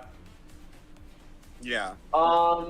So I already have a lot of ideas. So if you wanted to use my ideas, if you wanted to be like, okay, this is the theme, and then we come up with an idea from there, we could just come up with an idea together, you know, like community, like adding on. Or you could that would always be just cool find too. scripts online. There's something, yeah, you can also do that, like a whole like story prompt online. But Internet, guys. We live in a Google you society. could also do a session 0 where we do something like this, like the podcast, and we basically talk about like setting up this D&D thing, and we like talk about like characters, and we first start with like the world name and like, you know, just flushing it out before we start, and that's called session 0. Next week, then. Could we do session 0 next week? Oh yeah. What do you reckon, Chaos? Sounds good to me. Alright, so community podcast next week is actually going to be session 0. Because I don't want to just create content for you guys in one way. I want to do it multiple ways. I want to do different ways, different videos, different types of videos. Because you can make multiple different types of content that you never know. You know what I mean? And you can be successful at doing multi-streaming or different types of content. And I figured, but it's got to be the stuff I want to do outside of just videos that I personally want to do. So the ones that I personally want to do, like that, to me, doesn't matter whether it pops off or not. It's something I just want to enjoy doing. But when it comes to doing like different layers of content for the chat, I want the chat to be involved and have their say. So this would be a cool little layer to add to what we already do. Because I'm gonna be real, it's probably gonna get to a point though, like if all I do is Master Duel, and all I ever do now, some of y'all might always love that, but some of y'all are probably gonna be like, I don't really feel like playing because we play it all the time. And I'm like, true. That's why I don't want to play it all the time, because we play it all the time. But finding common ground between you and the chat, like between myself and the chat and like people in the community. Alright, so I'm gonna do something real quick. So let's I'm just a Yu-Gi-Oh freak. I'm gonna add in another text channel. So if you look at text channels in my Discord, which there's like 11 million, we're gonna call this session 0.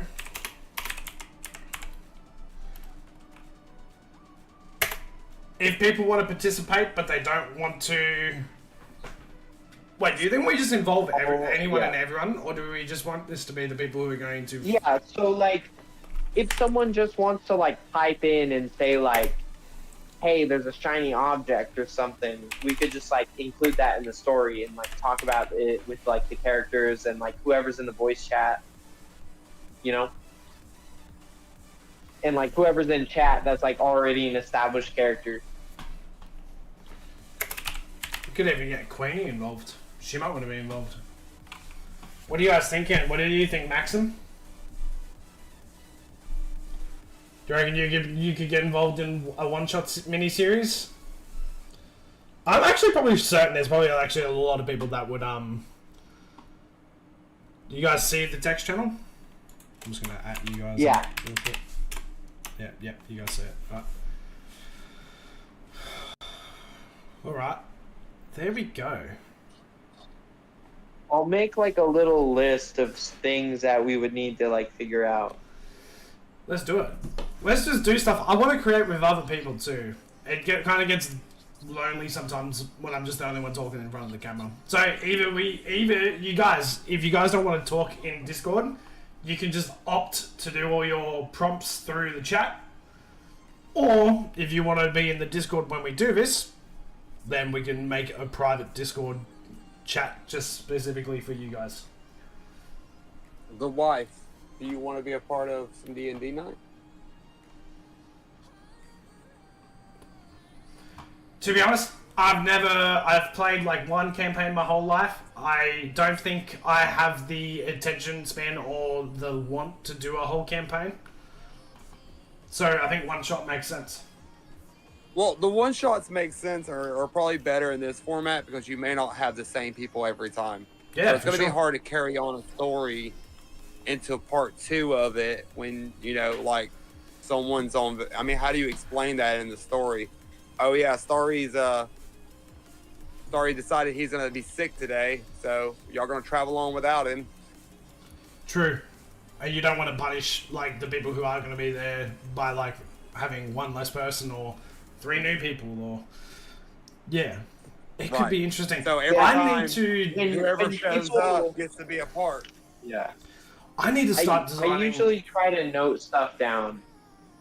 I need to start And, designing myself a good thumbnail for this series though. The cool thing is you can set it up to the first however many players that come in are like the travelers, and then anyone who pops in later can be like goblins or whatever enemy they're fighting. Or True. Maxim says so. Another thing would be having there be a lore explanation for different players, like having each one shot be set in the same world.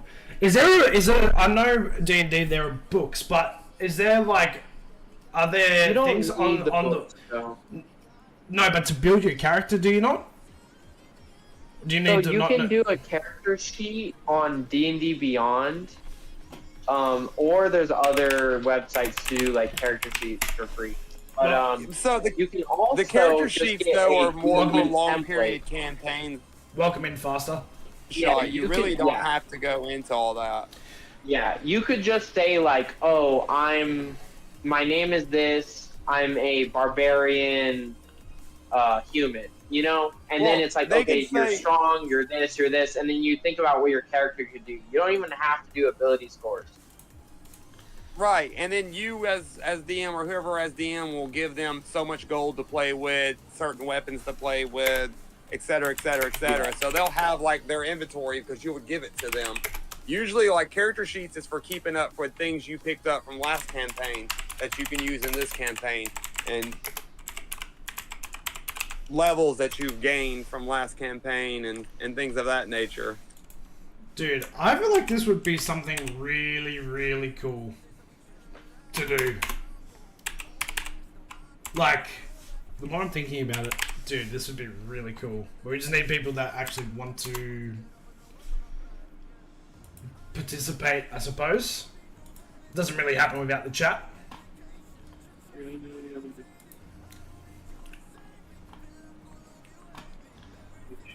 Faster, do you want to be part of a potential community chat / Discord based D&D one-shot series? It's like a mini-series, essentially. Whoever's actually keen,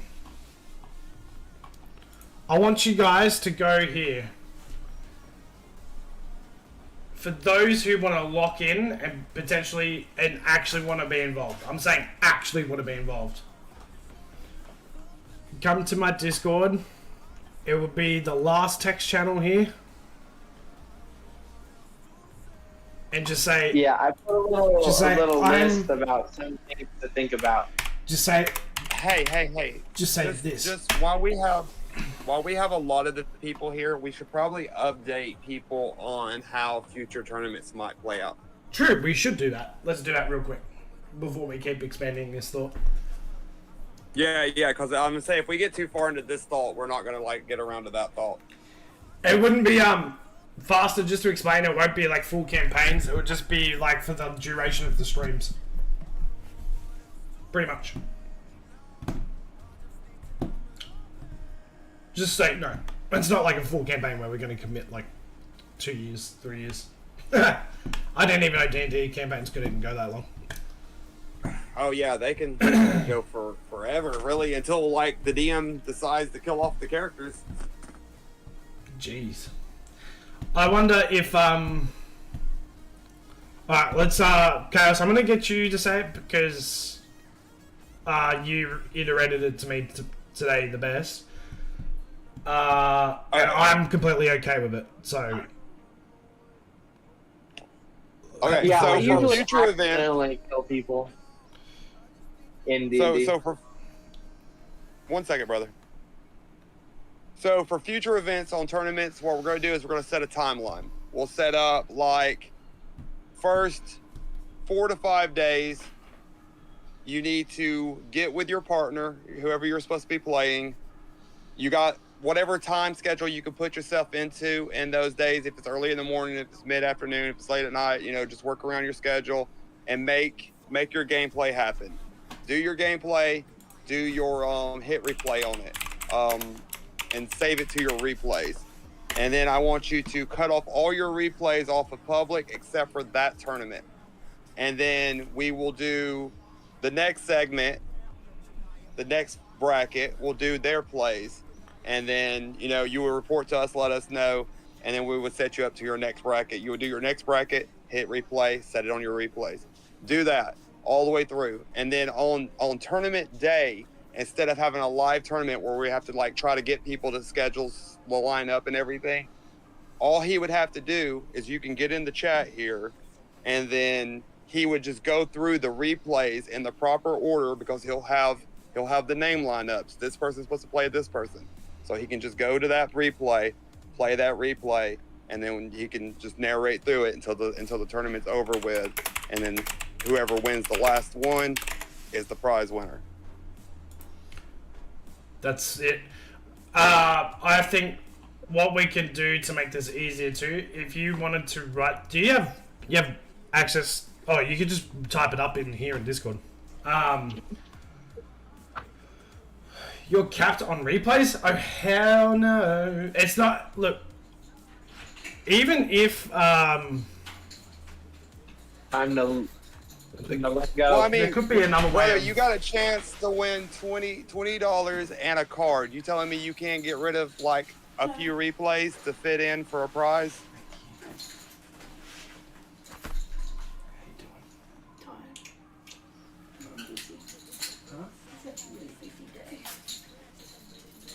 I'll come and give you some hugs and kisses later. Did I have a delivery today? Yes. It's out on the table. Yeah, but viewing them in the lobby will like line up to all of it happening in the same day. If you save your replays in your thing, we could spread this out over a week and then just play them all in the same day. Because all you would have to do is go to his friends Just list, float find your paste. name, click your name, hit replay. Yeah. It's just an easy way of doing it so we don't have time constraints. And what we'll probably do, right, because like you said, one thing, like that it's bracketed tournaments, is that what you'll have to do is I'll just check in with you to, like, at the time to be like, hey, so say the first bracket wave of people who have played, then you guys are going to tell me who won, right? And that's going to have to come from both sides. So if you lost, you lost. If you won, you won.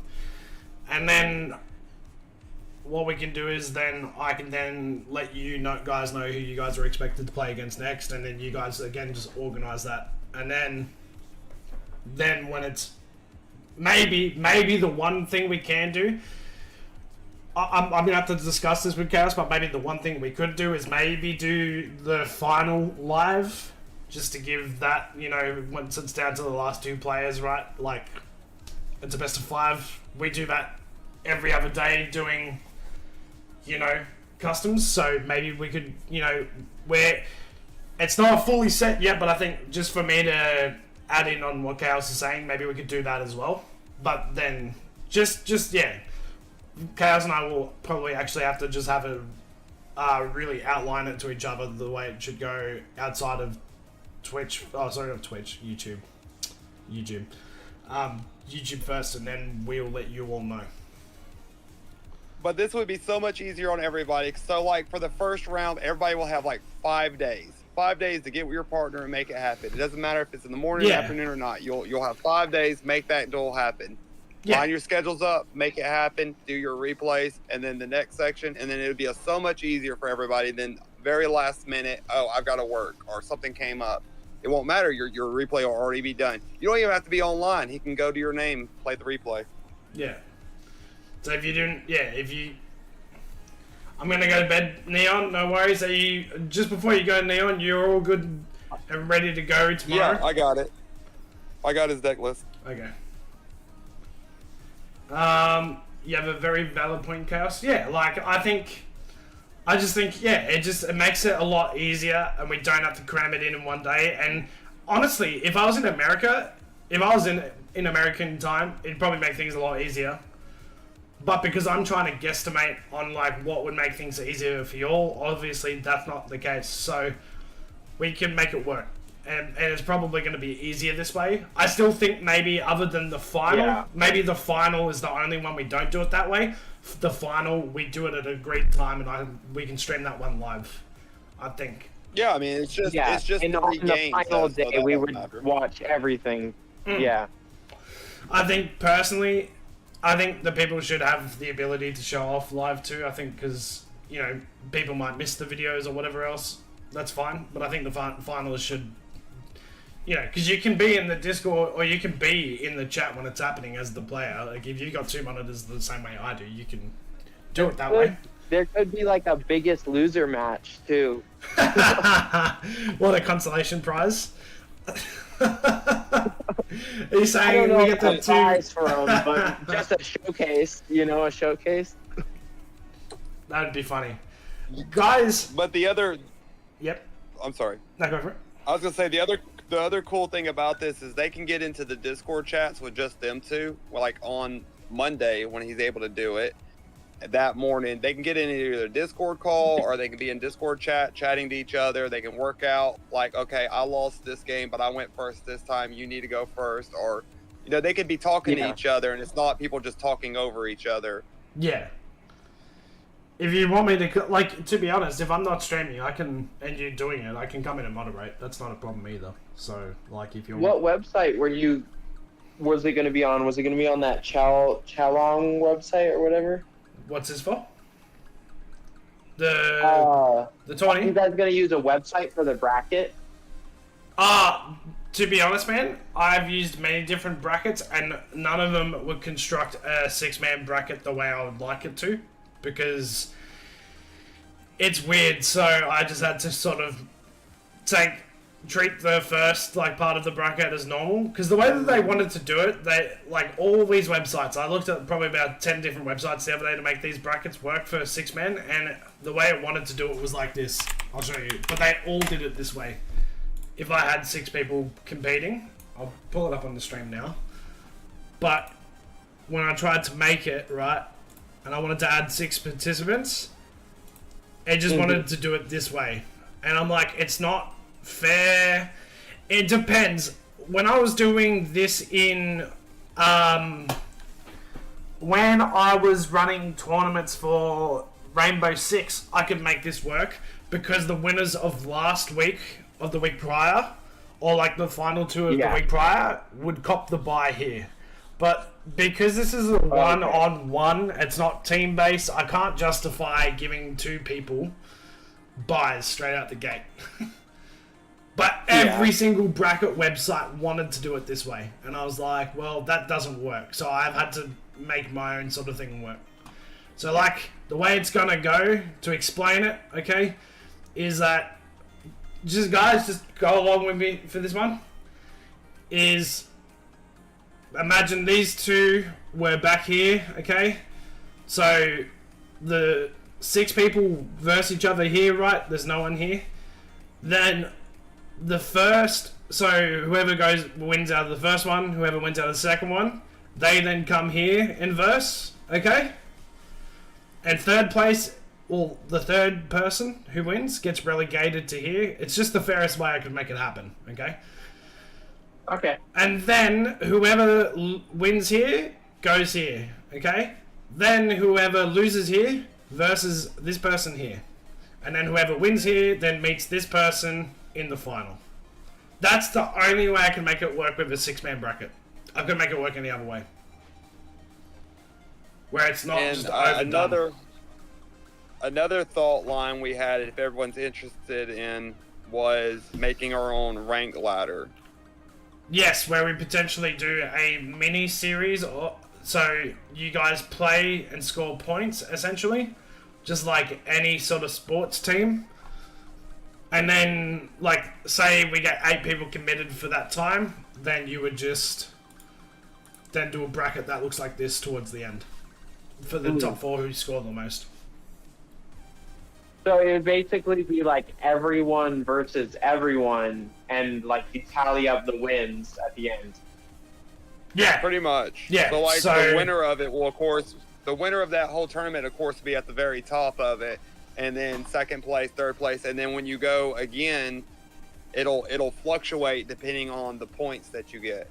So like for example, Faster there. If Faster won this tournament, he would get so many points, and then if he won the next tournament, he'd get so many. You know, he would stay on top. He would then have the lead points. He'll stay on top of the rank ladder until Yeah. someone out traded him in points. and then maybe for like the very final one tournament that I want to do for the year, or whatever, we then get the top numbers of that, ladder, and then they go into a bracket, like a playoffs bracket like this. Mm-hmm. But then we could do segment tournaments where we have just mini ones. only low members. We can only have just low members play, and that gives them a chance to get themselves up into the higher brackets without the higher brackets adding more points to themselves, and et cetera, et cetera. So that's sort of like a handicap, but I think it's fair if you want to make it more competitive, because the guys who are at the top are going to get to the top anyway.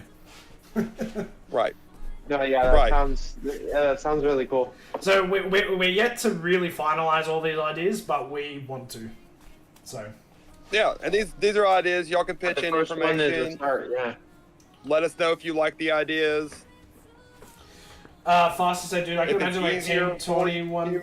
one day if we get some more people in.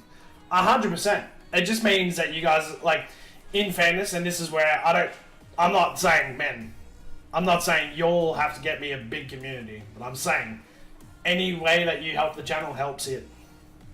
It even helps the D&D if we want to expand D&D. You know what I mean? We're obviously very much foundations and trying to figure out what we can do.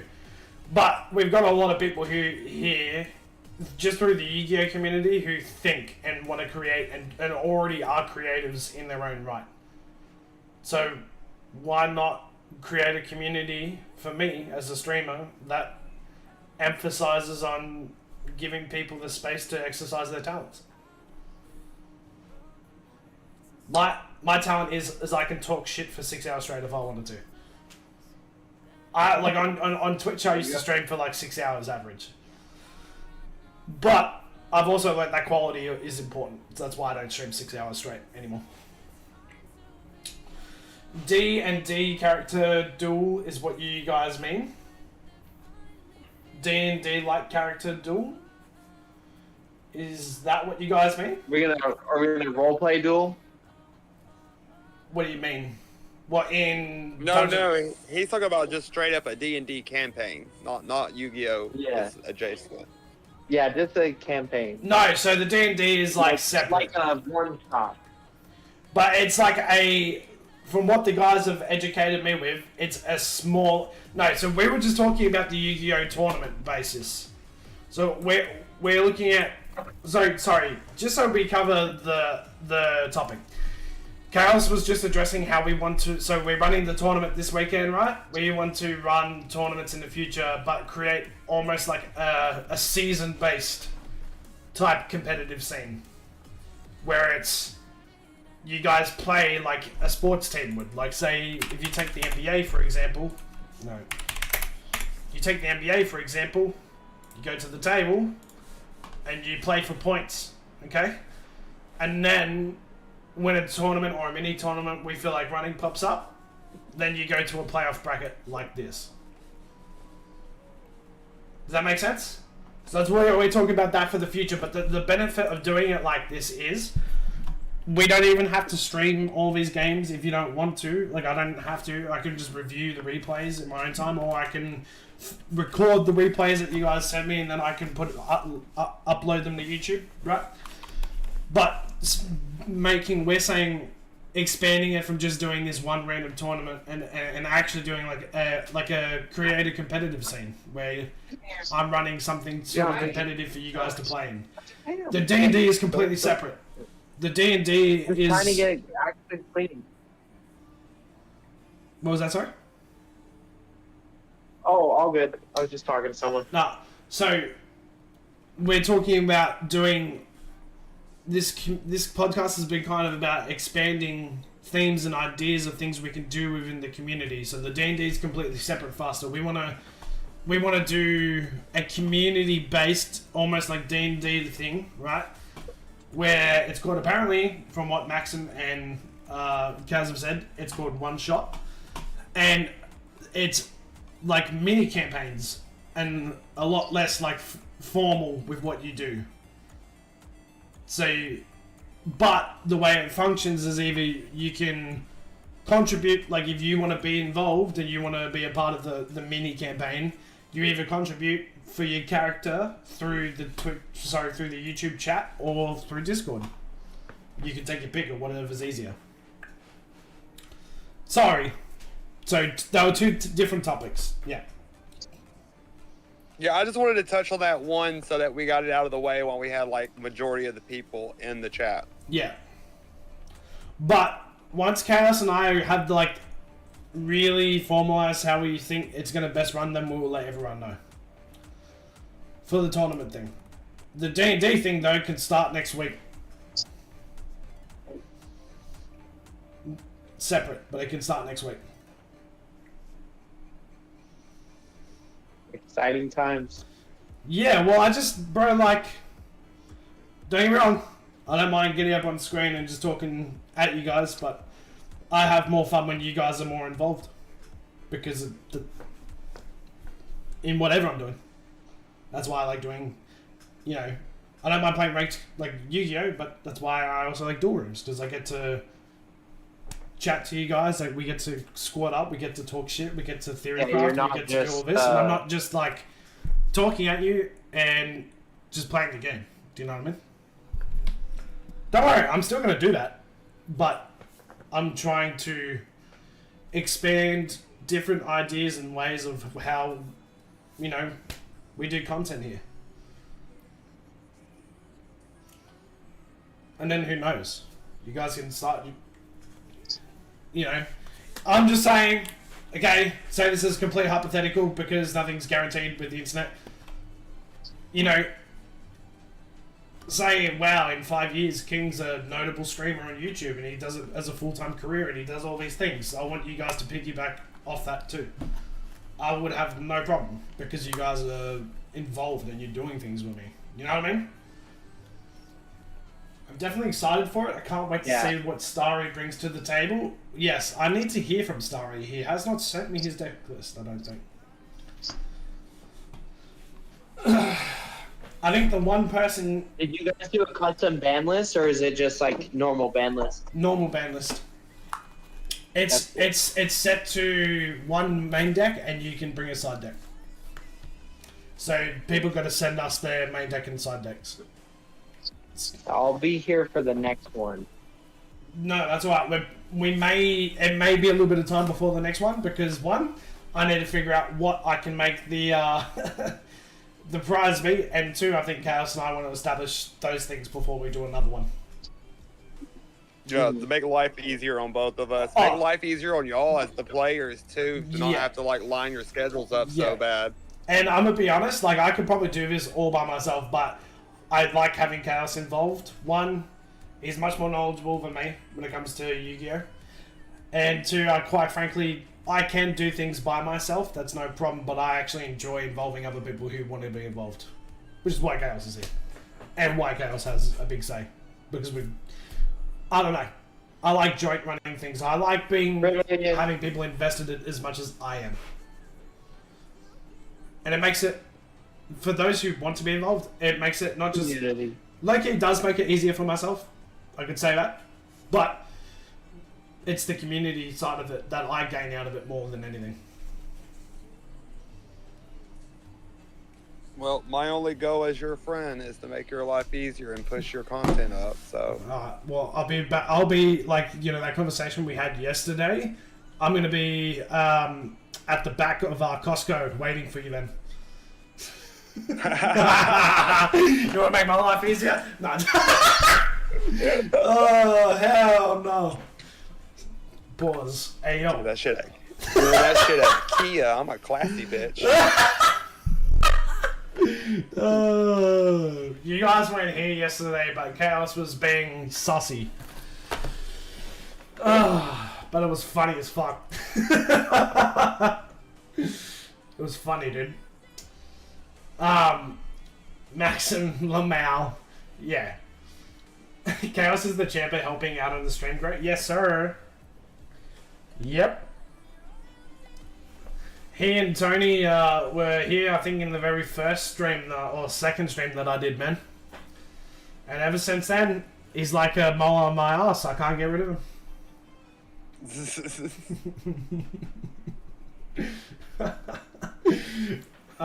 Jokes, chat. I'll try not to be too sussy.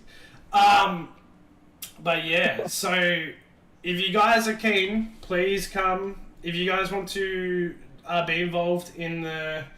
I actually do believe you'll grow to be a big creator. I don't have that goal because I want to be like, in terms of like, it's not about the money for me. It's about, I want to do this full time. I don't want to go work for the man. That's me. I'm a bit of a rebellious personality. And it's not that I can't do it. I mean, obviously, if I have to, I will go do that. But I want to do something that I control, I create, I do outside of anyone else, you know, being expected to do a 9 to 5. And I, quite frankly, would rather get paid to do things that I love, like video games, like meeting people, like art of conversation, than mind-numbing shit. And that's how I see it. So, would I, you know, dude, I don't think, if you asked anyone, would you want to be doing what you're doing now, or would you like to have 90,000 people watch you on YouTube? I think most people might just say yes because, like, oh, I don't want to be working, but haven't given thought as to why. If that makes sense. Me personally, I would say both. Fair enough. Yeah, again, and some people will have that as well. But I think some people just look at the fame and go, oh yeah, that's what I want. I don't want the fame. I just want to sustain. And I want to be able to sustain and live my life okay by doing things that I would already spend, you know, 4 hours a night doing outside of a 9 to 5. Do you know what I mean? So that's what I look at. There you go. Bro, I'm telling you right now, it's not for the money, because right now I don't earn a single cent on YouTube. I don't do this for the money, man. I do it because I enjoy doing it. And I wouldn't be here doing it if I didn't enjoy it. Straight up. I haven't earned a single cent on YouTube. Appreciate you. I'm not monetized yet. So, you know, it's not about that for me. I'll be cheering that day. I'm probably gonna get that membership or whatever. What membership? Aren't they at the same time? What's this? When you get the monetization, don't you get memberships too? No, they're separate. So when I get to 3,000 watch hours and 500 subscribers, then I get the memberships. Once I get to 1,000 subscribers and 4,000 watch hours, I get ad monetization. So that's why it's actually important for you guys to watch my become content. a member You know what I'm early. saying? So more than likely, you guys will have the opportunity to become members. I'd probably say, based off how things are going. Let me have a look. I'll tell you. I can probably give like a rough idea of when that's going to be available. Not that I'm asking you to pour your pockets into what I'm doing. I would much rather make money from monetization, because that isn't making you spend money on me. Because I recognize that we're in a shitty financial situation in the world, and I don't ever want to ask you for your handouts of your own hard-earned money, man. So that's not my prerogative. My prerogative, I would rather get to monetization first, because for me, if I wanted to do it that way, I'd just go back to Twitch, because I can already do that with Twitch. Like, I could just pick up Twitch tomorrow and start gaining subs. If not guaranteed, but you know what I'm saying, right? Like, I've already got monetization on Twitch, so if I wanted to do it that way, I would have just stayed there. Because I make no money off ads there. But if I looked at, where is it? It's earn. That's where it is.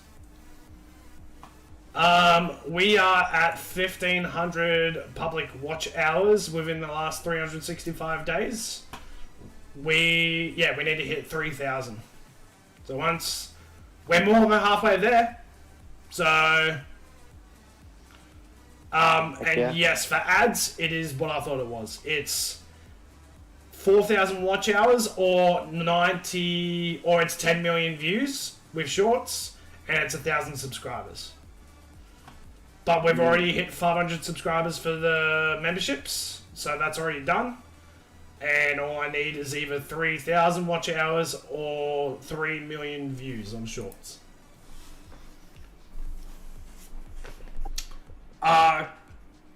I told you how I pay them bills, and my knees hate for it. They added tryout deals in MT. Really? Tryout deals. What's a tryout? Tryout duels. Allows you to play 3 duels using a loaner deck, and you get whatever the latest pack is. You get one latest pack out for free. True. I think, believe it, like this one day, if you get it, it's a hard-earned money well spent to support someone you enjoy watching. Thanks, Faster. I've had to learn. Like, guys, I don't know if I might have said this to you guys, but my first run on Twitch, right? So I went for about a year off Twitch. Part of that was because at the house I was living at the time that I moved to, I couldn't actually get good enough upload on any of the internet deals to be able to stream. So it gave me like a year away from streaming. I was just playing games and working 9 to 5, right? And I was enjoying that, don't get me wrong. But my first run on Twitch, I got too hung up in the numbers of everything, which is why even at this point, I don't really check if I'm... Normally, I'll check it maybe once a month to see how I'm gauging with watch hours, right? And part of me does care to a degree because I'm trying to treat it as if I can get there, right? But my first run on Twitch, I was too concerned with the money. I was too concerned with the viewers, like my number of viewers. And quite frankly, it gets to a point when that's your only concern, people stop watching you. And so my concern now isn't that at all. If I get there, that's amazing. But the cherry on top for me is I want to do things that are fun for not just me, but fun for the people who want to be involved and enjoy watching me. And to be honest, if I'm doing that, then I'm succeeding whether or not I make money or not. To be honest.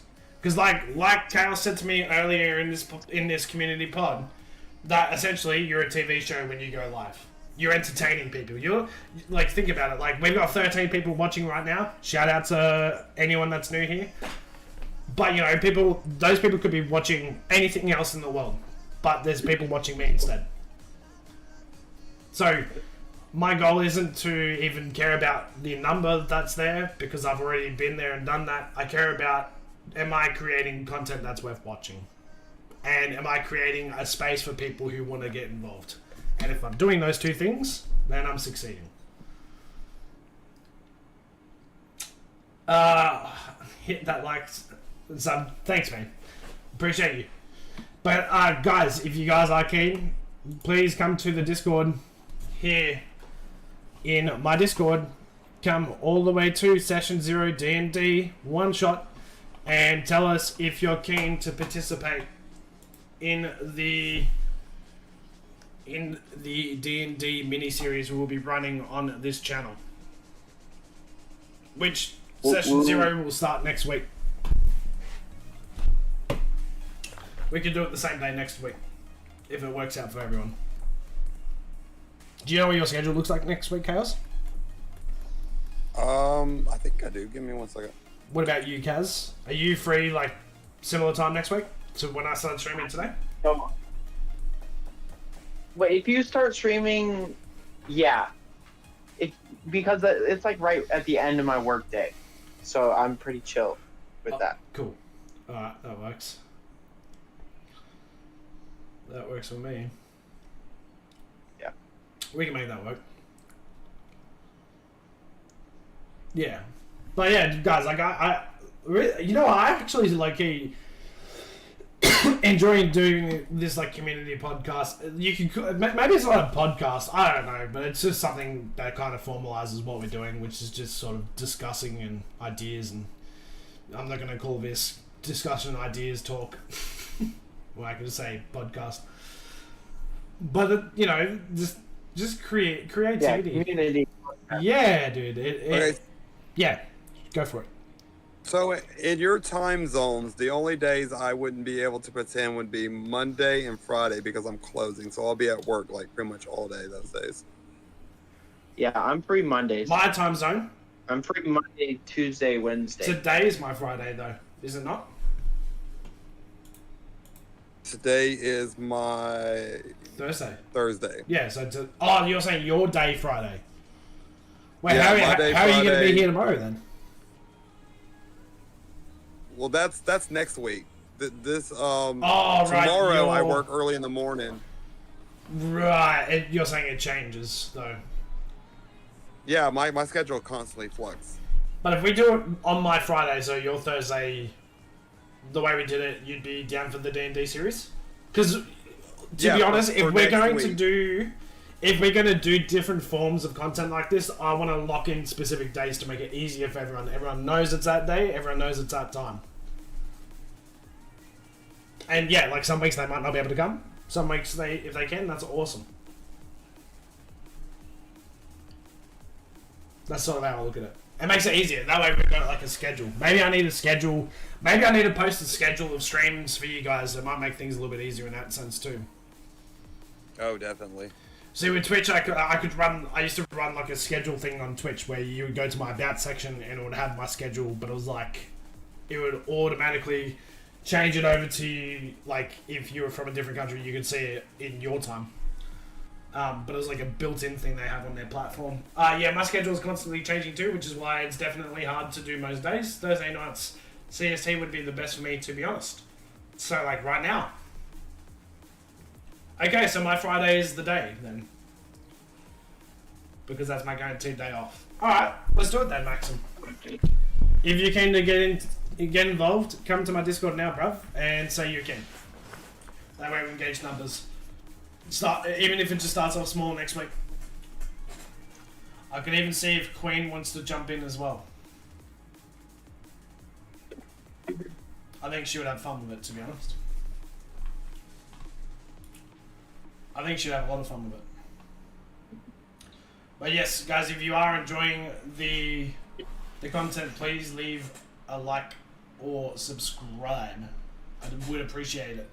It helps your boy, it helps the community. We get more people in here, we can do more things with more people.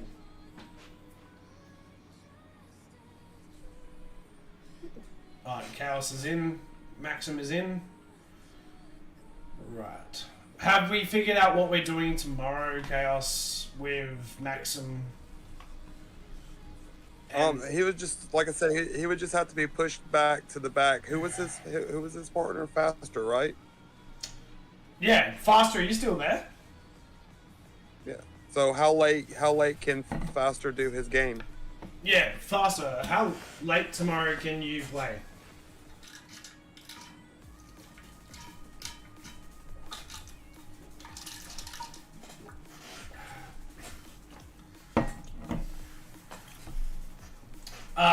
how late can you play tomorrow, Faster? Anytime? What time zone are you in, Faster?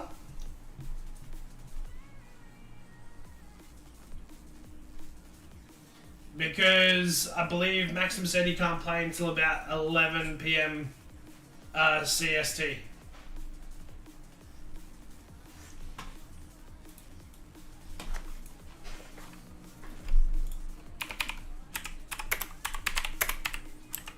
So yeah, we'll just make their games last, and the stream will be pushed up just a bit so that time everyone else finishes playing, they can play.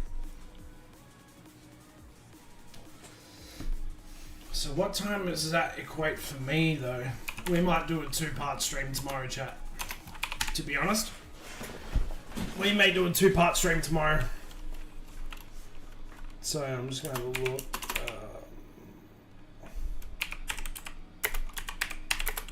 But yeah, with that other idea set up, you can literally do the whole first wave in one stream. Okay. And then do the second wave in another stream. And then have the final match live. I think... Okay, so I think... What we'll do...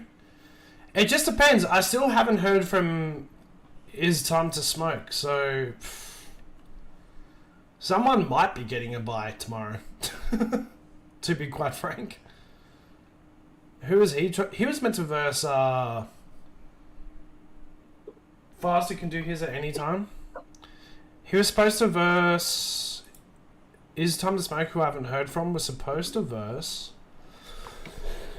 Who did I list? No. No. It's Faster versus Starry Night. Maxim versus Ventus. That's who it is. So it's Starry Night versus Faster. Sorry about that. So Maxim's versus Ventus. However, Neon might be getting a buy if I don't hear back from... If I don't hear from Is Time to Smoke. I'm actually just going to send him a message right now, chat, just so we can try and make sure he gets there. I was just doing that too. Oh yeah, if you want to message him. He sent me a friend request, so...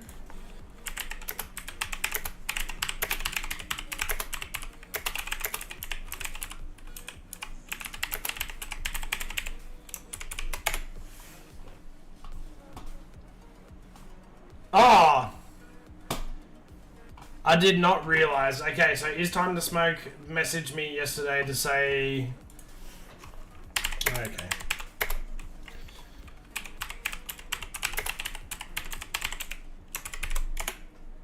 Oh.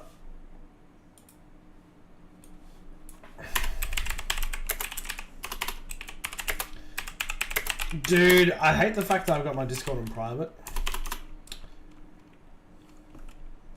Okay. Okay. Just go to Master Duel chat and then tag him. Nah, and ask him to DM you. Okay, Is Time to Smoke is not participating this weekend, so we now are down to 5. Okay. That's confirmed. Sorry about that. So, Neon is getting a buy. I don't have another way of making it happen. Otherwise, I'm just going to be jumbling up everyone to make this work. Are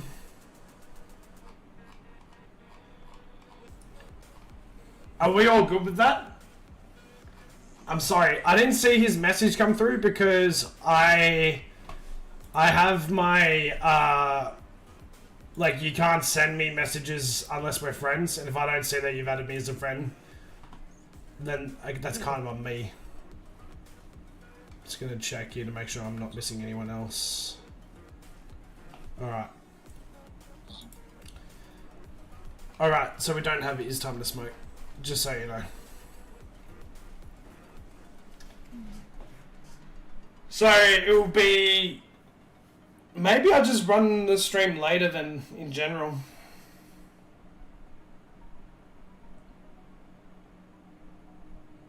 Would you... That's probably what you'll have to do. I think we just run it later in general, dude. Because if one gets a bye, that means we only have 2 best of 3s until we go to then those who compete to be in the final. Where did Kaz Like I go? said, we got this. If we could just get through this jumble one this time, the next round will be a lot easier. Doing it the other way was just gonna make life so much easier on everybody. Yeah, I agree. I agree, dude. I agree. Where did Kaz go? But we're just too close to change anything. Yeah, otherwise it's just going to become a mess. I think the way we're looking to do it in the future, I think is just going to make this so much easier. Okay, so, guys. I was going to ask my friend to join the tourney to fill in the seat, but he's not responding. True, if we did get someone to do a quick replacement, we can do it, but we'd have to do it now. We'd have to lock him in now.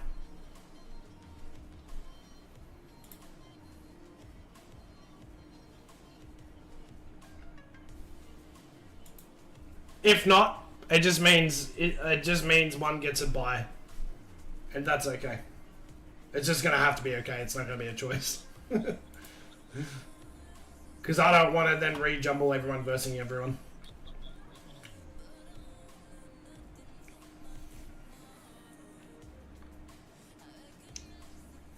I'm gonna just shoot Neon a message so I know it's gonna be later now. Alright, I will decide a time that works for everyone then. If Maxim can't be there until about 3 PM my time, maybe we get to start the best of 3 at like 2 PM then? What do you reckon? That sounds fun to me because, like I said, I'll be off work around 3 or 4 anyway. So like that would normally start for me until like 9 or 10. That'd be fine. So I'm just having a look here.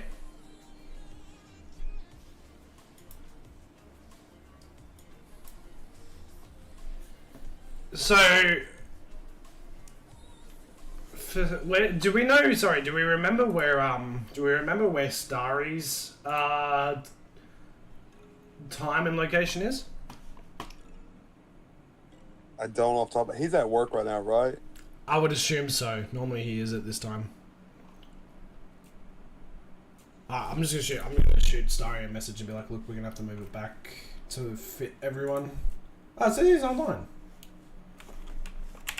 There you go. I think it's Pacific time, but I'm not sure. Yes. The wife says she thinks he was Pacific. I think Not sure. 7 PM for... Yeah, 7 PM Pacific time would work out for Faster and Starry, right? We're gonna have to message Ventus.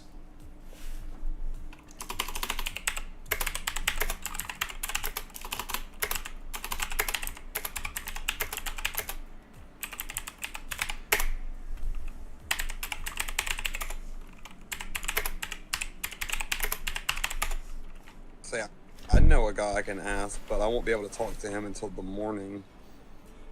I reckon, honestly, we just decide today, that way everyone knows. We can shoot everyone a message, they're not left in the dark.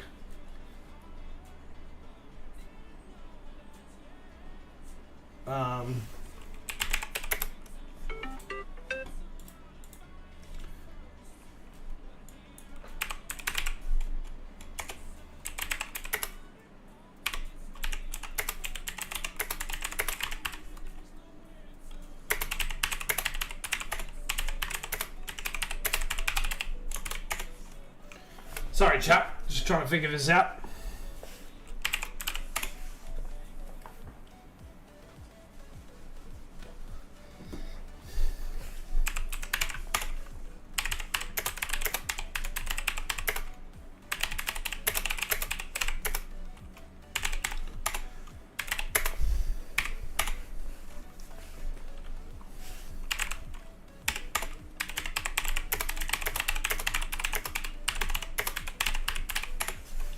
Alright, so Faster, you and Starry will kick it off tomorrow at 7 PM your time. Okay. I've also got Starry's Starry's confirmed that he can make that. That's fine. Chaos. Alright, 7 p.m. PST, which is 2 p.m. my time. That's when it starts. Okay. It's gonna be later than expected, guys, but we're just gonna have to make it work. Is what it is. And there you go. There's Starry's main and side deck for you there too, Chaos.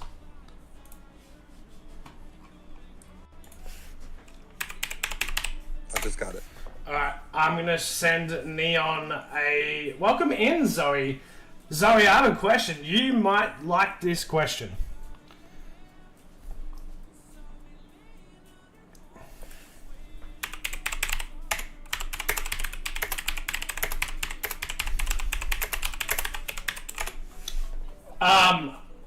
Zoe, we're going to start a D&D one-shot series next week with the chat where you can either choose to, if you play, you can choose to interact either through the chat or you can be in the Discord call. And we're going to do this all through, like, the stream.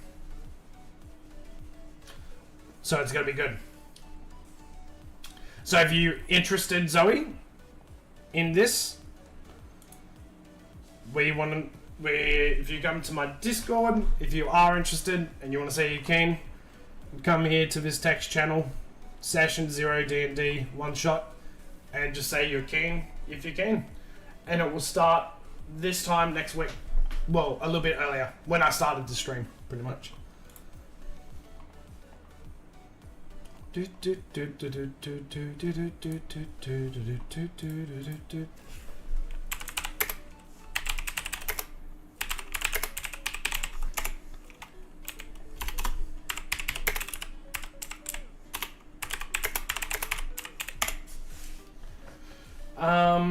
Sweet. What do you think of that, Zoe? With Chaos, myself, Kaz, we're just sort of looking at different forms of content we can do with the community. I'm unsure. It depends on the days I work. I'm on call currently, working third shift. Well, we're going to have it set up in such a way that if you can make it, or if you have to leave early, or you go, like, it's because of the type of D&D we're doing, like, it's whatever. Like, it won't be, Oh, true. Didn't the beta just release? I'm pretty sure I saw Asmongold playing it today, or is it early release? Asmongold's been playing Monster Hunter Wilds, and I do like the look of it, although I don't know if my PC could handle it while streaming. Chat, that's something I need to get. I need to get a secondary PC to just stream what I'm playing, so I can just play the game natively on one.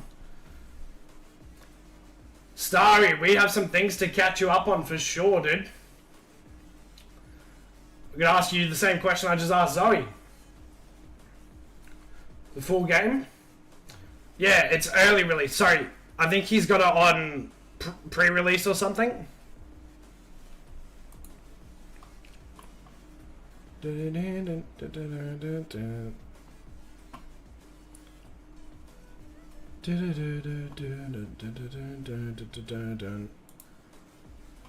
this for? Oh, right. I see. Yeah, this is just everybody. It's all in one chat. I can go to one chat and see everything. Yeah, sweet. No, the game launches today. Really?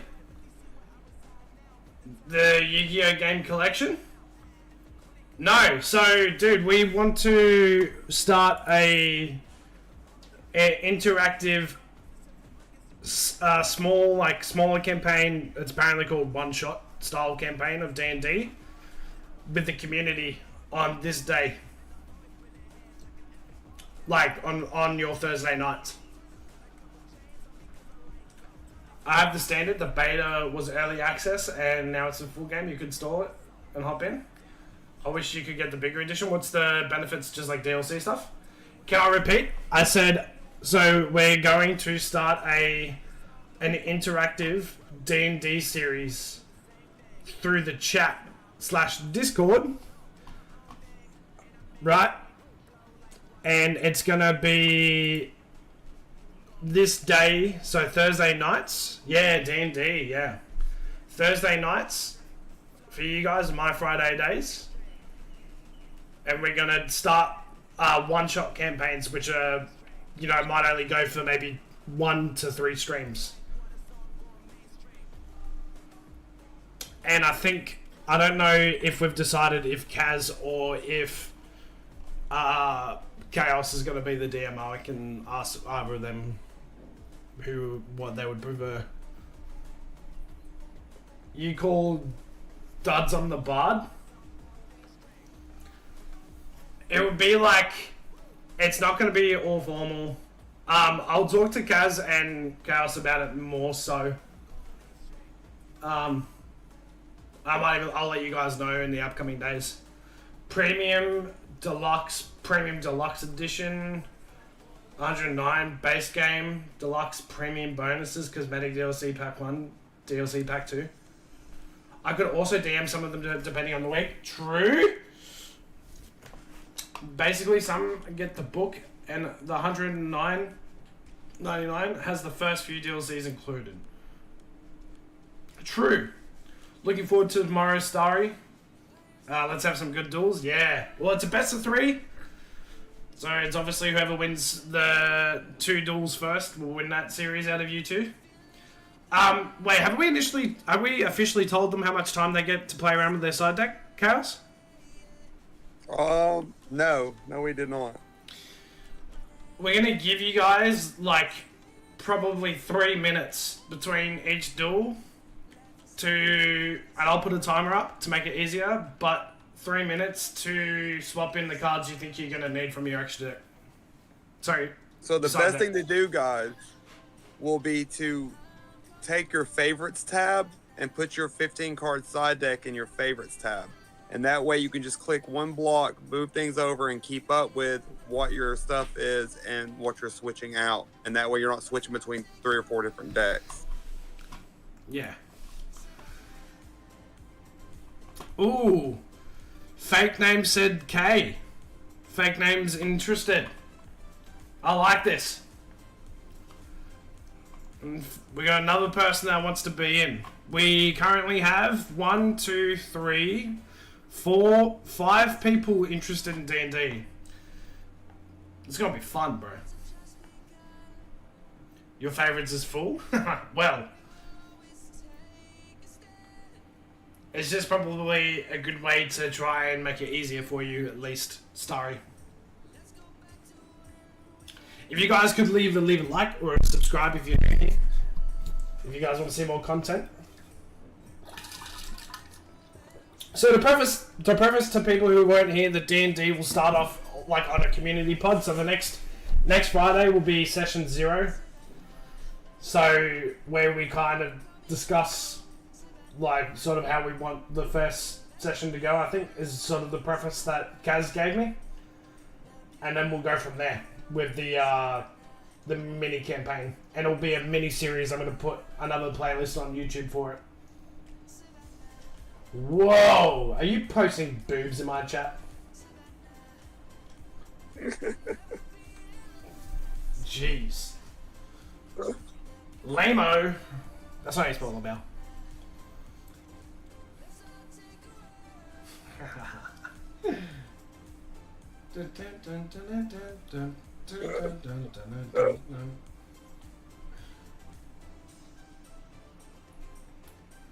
So yeah, guys, we have some cool plans. I'm also going to make a video.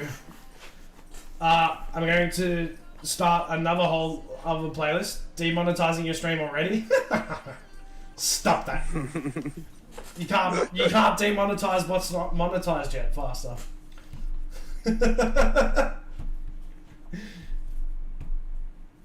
I'm gonna start a shield. Oh yeah, I made a bow, an arrow, a sword, and a shield, guys. Yeah, I can see the bow, but the shield though, I'm not sure about that one. I was gonna say, yeah, I'm gonna start a whole. I spoke about this yesterday on the stream with Chaos, but I'm also going to start doing some commentary videos of me just talking about general things. Look at them knockers. Oh, jeez. Where I just kind of talk about my thoughts and things. And it will just be over recorded gameplay that I have. So, just trying to give you guys more content, trying to change it up, trying to make it so I'm not streaming, 5-6 days a week, and I can cut down streaming to maybe 2-3 days a week. And still give you guys good content. And still be doing things that get you guys involved. Obviously, it's going to be a bit different over the next day or so because of the Master Duel 20 that we're running. But yeah. It's going to be good, man. We got some plans here, man. This community is looking vibrant and active and wanting to get involved, so I think we're going to have some fun. I think it's going to be good. No one too generous. And if there's any other ideas you guys want to add, please let me know in Discord, man. If you think there's other community things that may be based off what the community currently likes that they might want to do. We don't want to obviously overreach and do too much. You got any things you want to add, Chaos? Or are you just vibing at this point? No, I'm just vibing, listening to you. Playing with your child, apparently. Damn! Chad, are you going to let him play with you like that? Man, talk about the diddler. Look, man, I got the power. They can't say nothing. I can block. Whoa! It really is Diddy in the chat. Watch out. Hide your baby oil. Listening to that soothing voice like an angel? Damn! Stop. Bro, Faster's got that wrist, man. Right? It's like listening to Sean Connery or something, man. You just like Me? mesmerized. Oh, damn. Sean Connery. Wait, did he also have a history too? No, he didn't. That's it. I don't think he did. Just Did a he? handsome man. Don't think so. Just a handsome dude. I mean, they all have. It all comes out that they all have something that they're doing that's pretty fucked these days. Look, all I've learned in my existence is don't eat the pudding. Sean Connery. I felt like he got into trouble before he died. Did he not? Am I wrong for thinking this, Chad?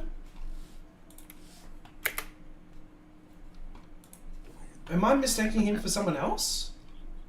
I think you're mistaking him. For Sean. Was it Sean? I felt like there was some sort of rich person that was like... Oh, dude, I don't know. Maybe I am just thinking. Look, there's a lot of them that's done some pretty shady stuff, but not my Shawnee boy. Damn, not your James Bond. He was early Bond? Yeah, I know that. He was a good looking bloke too when he was younger. Heck yeah, he was. I ain't that way, but I'd be that way for him. Do you know who, like, looks sort of similar to him, dude? The, you know who sort of reminds me of him in a way? Like, obviously there's differences, but this right here, I feel like, Gabriel Mark, who plays Harvey Specter in Suits, has some similarities to him. Don't you reckon? Or am I completely off? I don't know who that is. You've never watched Suits? It's one of the best shows that come out of the US. It's great. I fucking love it. You don't see it? You don't see it in this image right here? Let me just flick We back. see the image of you. We looking at you. Oh, damn. Like, when you see this photo here, do you not sort of see what I'm saying? Surely. Like, there is definitely some comparisons. Surely, you guys see that, right? Sorry, Obi-Wan, I don't. Hey! You know what, chat, though? I can't take such a nice compliment like that and not point out the fact that, yes, people do make Obi-Wan comparisons to me, but also It can't be true because he wasn't balding right here like I am. You know what I mean? Oh, now that you've said that, I just picture you in a coat. Being like, this is not the droids you're looking for. Hang on, I'll be like, hello there. The image is there. It'll never go away. Hello there. Listen, Chad, do we want... I don't know if I'm going to get in trouble on YouTube if we watch Obi-Wan one-liners. Will I get in trouble, chat? I am not sure about that. Because I got in trouble for watching sport by YouTube. Am I going to get in trouble for seeing movie clips? That's my question.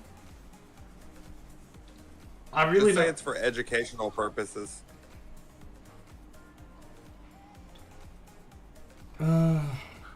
It's funny, people can post it that aren't even from Star Wars, and they don't get in trouble, but if I live stream it, I get in trouble.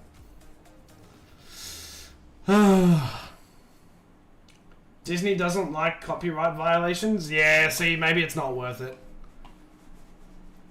Yeah, Disney be like strict. Wait, what is this? Like me saying Disney, they're probably gonna knock on my door. Do you guys want to play like an interactive game with me? Guess the celebrity? How would we do it though? Surely there's a game that's like guess the celebrity quizzes. Here, we can do this together, chat. We're gonna find something here. Surely we can figure this out. Guess the band by the picture. Do you want to do this? We literally been just right in our mouths. Yeah, we're just sort of like, I'm sort of doing like a just chatting stream essentially at this point. Here, let's do it. Wait. Guess. I think we got all of our important Guess by information the picture, already. but the picture is so. Oh, we'd have to answer all of them. Well, we definitely know that that's the Beatles, right? Alright, let's see how many of these I can hit. Wait, how do I write?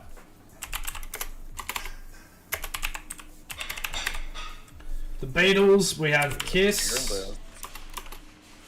We have Kiss. I don't know how you spell Kiss. No. Kiss, we have... They're so small.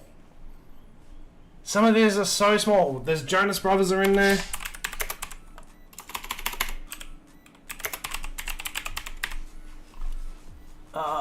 ABBA. That looks like Foo Fighters.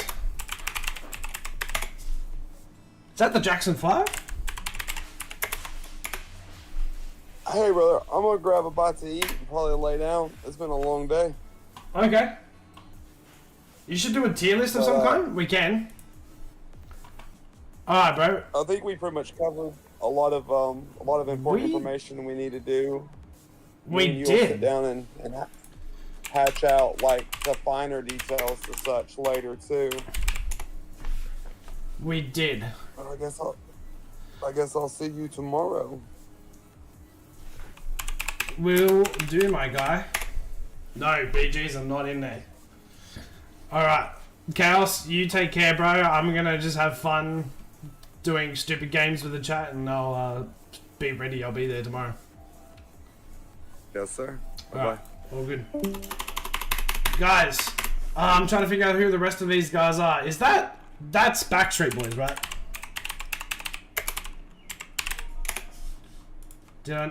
Yes, Backstreet Boys is that one there.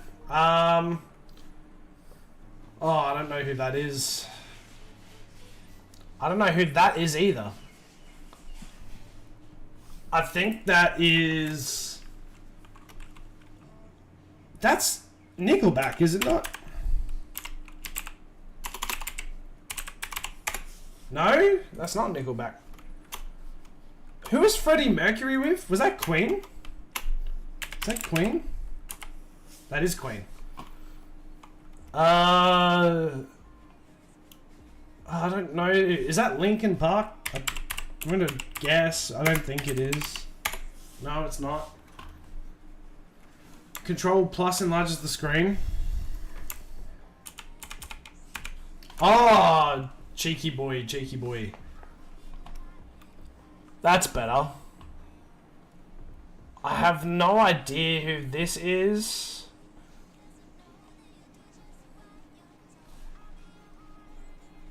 I don't know who that is, and I don't know who that is. Is that the...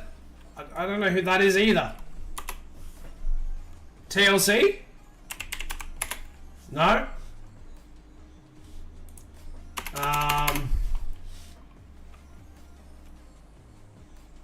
Is that... It's Green Day. Is that Green Day? No. I don't know, man. I want to get some of these other... Aerosmith? Nah. Is that Goo Goo Dolls? No. Man, we're wildly off here. I don't know who this is. This one's confusing me so bad.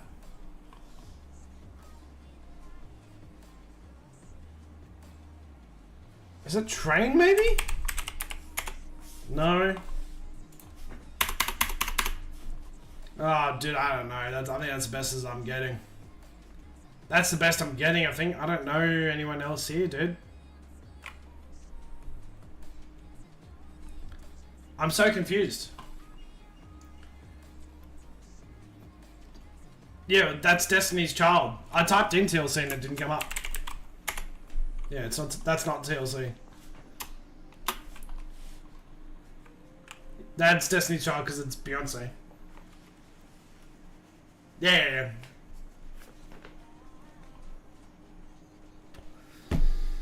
I think that's it. I'm giving up. That was the Rolling Stones, Fifth Harmony. Spice Girls, Westlife. Gaither. Oh, that was Imagine Dragons? I should have known that. I thought that might have been Maroon 5, but I thought maybe it was like Train. It was too hard to tell. And I never would have guessed that one. Yeah, I never would have guessed that one. How do people not know these bands? But then again, I didn't pick up any of these ones either. Oh, One Republic was one of them. Oh, that's One Republic there. True. True, dude. Yes, apparently that's Hanson. Do we want to do another one, Jet? Do we want to do number 2? Or do we want to guess the celebrity? We're just doing this to pass time, because then once I'm done doing this, I'm going to hop off. Do we want to do guess celebrity by picture? Or do we want to do band by the picture number 2?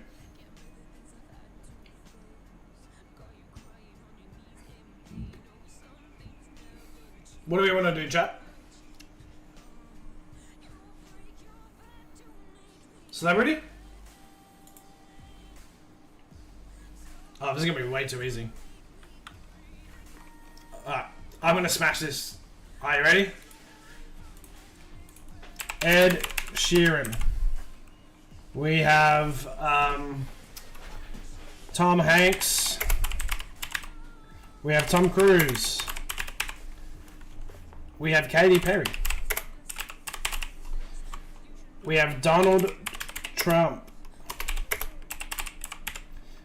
We have Beyonce. We also have...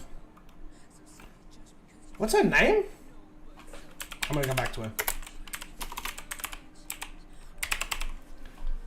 her. Chrissy Teigen.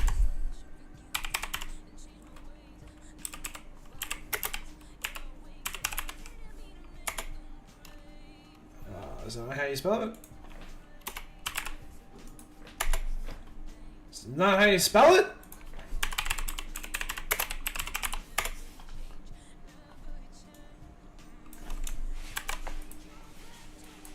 That's not cheating because I know who she is.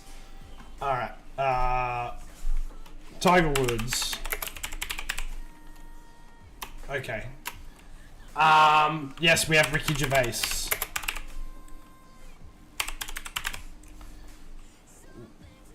Selena Gomez. We do have Selena Gomez.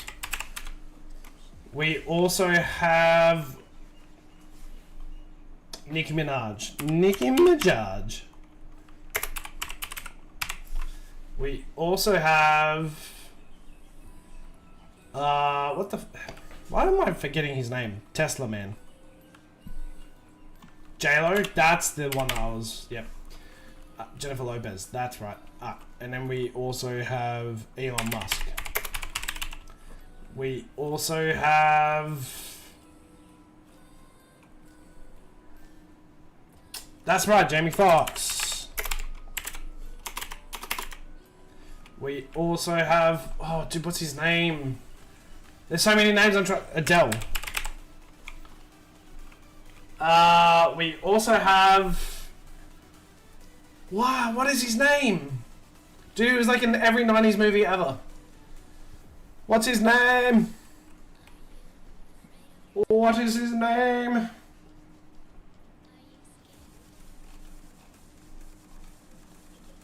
George Clooney! Oh, that's what it is. Now, she was in Sex and the City, I thought. I don't know who this is. Who's this? Who's this? And he's a chef, but I don't know his name. Sex and the City, chef, and singer, obviously. Don't know who this is, though. Yeah, we got George Clooney. I'm trying to think of this guy's name, dude. Pretty Woman? Who's this chef's name? What is his name? I have no idea. I'm like stuck. No cheating, chat. We gotta... If you know the name but you don't know how to spell it, that's the only time I think you're allowed to go see how you spell their name. Because I said it, it's Chrissy T, but I didn't know how to spell it. Who the fuck is this guy? Do we know?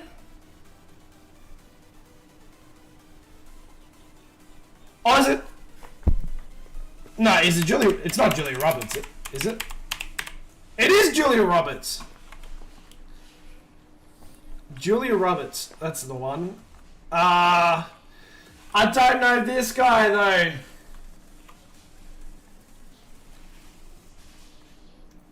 Who is this guy? Oh, dude.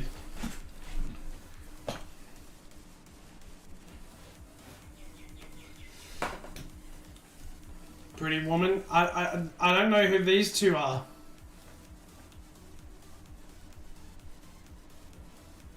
I've never seen this guy. He's probably I've seen him, but I don't know his name.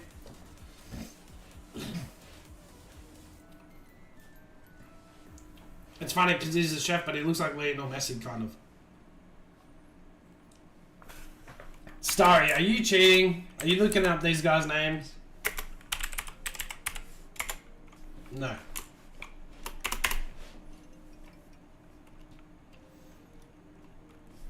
He should change his name to Isaac Handsome, man, because he is handsome. Damn. That's what I'm saying. Last two, I don't know who they are.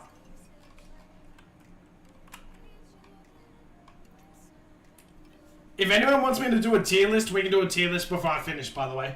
So if you got a tier list you guys want me to do...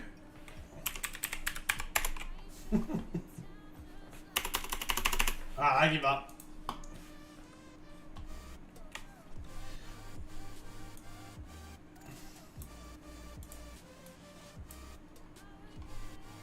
Oh, Manu Fidel. Oh. What the hell? I typed in Isaac Hansen.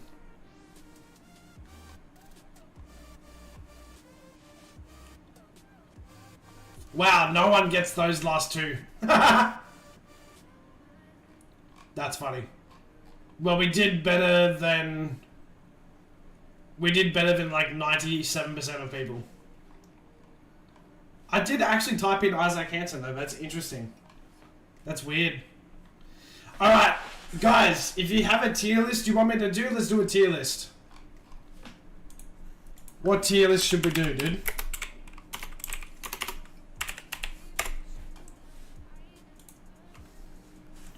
What tier list should we do? We'll do a tier list before we finish up for the day.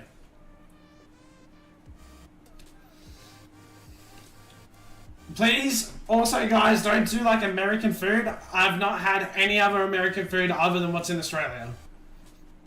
Like McDonald's and stuff, like, so don't, it's got to be something that I can honestly have a good opinion on.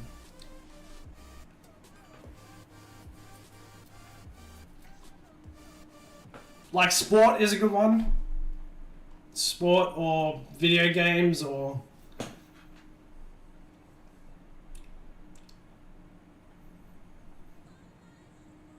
Stranger Things. If you guys like Stranger Things, we could do that. We could do music artist. Video game main characters. Where's that? I can also do a car related one. Okay, let's do a video games main character list.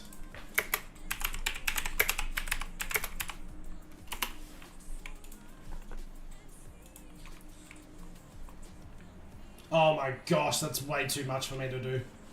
Oh hell no, I'm not doing that much.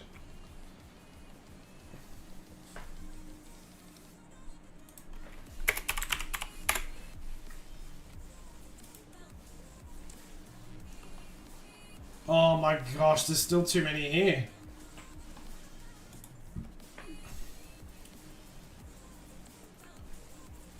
Top row? On which one? Oh, you mean back on tier maker itself, the top row? Oh yeah, we'll do this one. And then you want me to do a car one?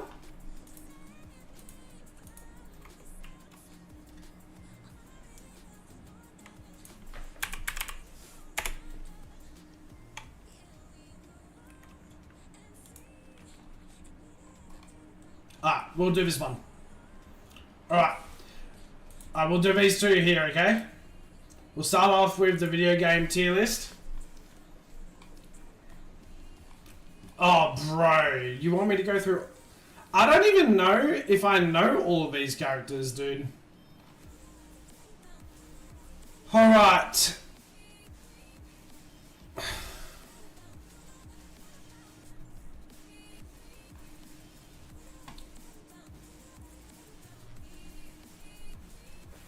I haven't played some of these games.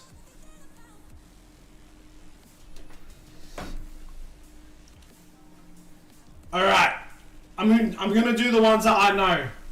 Alright, but first of all we're going Michael DeSanta from GTA 5. Everyone, if you have not played GTA 5, then you should not be doing this list. Alright. He goes in the S tier, bro. Let me do it. Let me put him up there. Where did he go? There's too many. Oh. Now I gotta find him. Where is he? Where is he? Where is he? I saw him. I saw him. I saw him.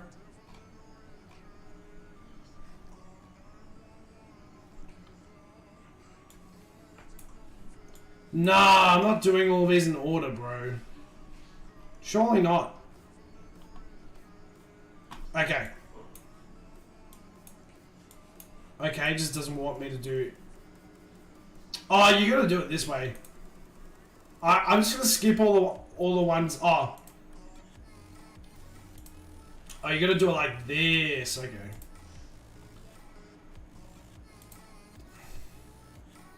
Kazuma... Is he from Tekken?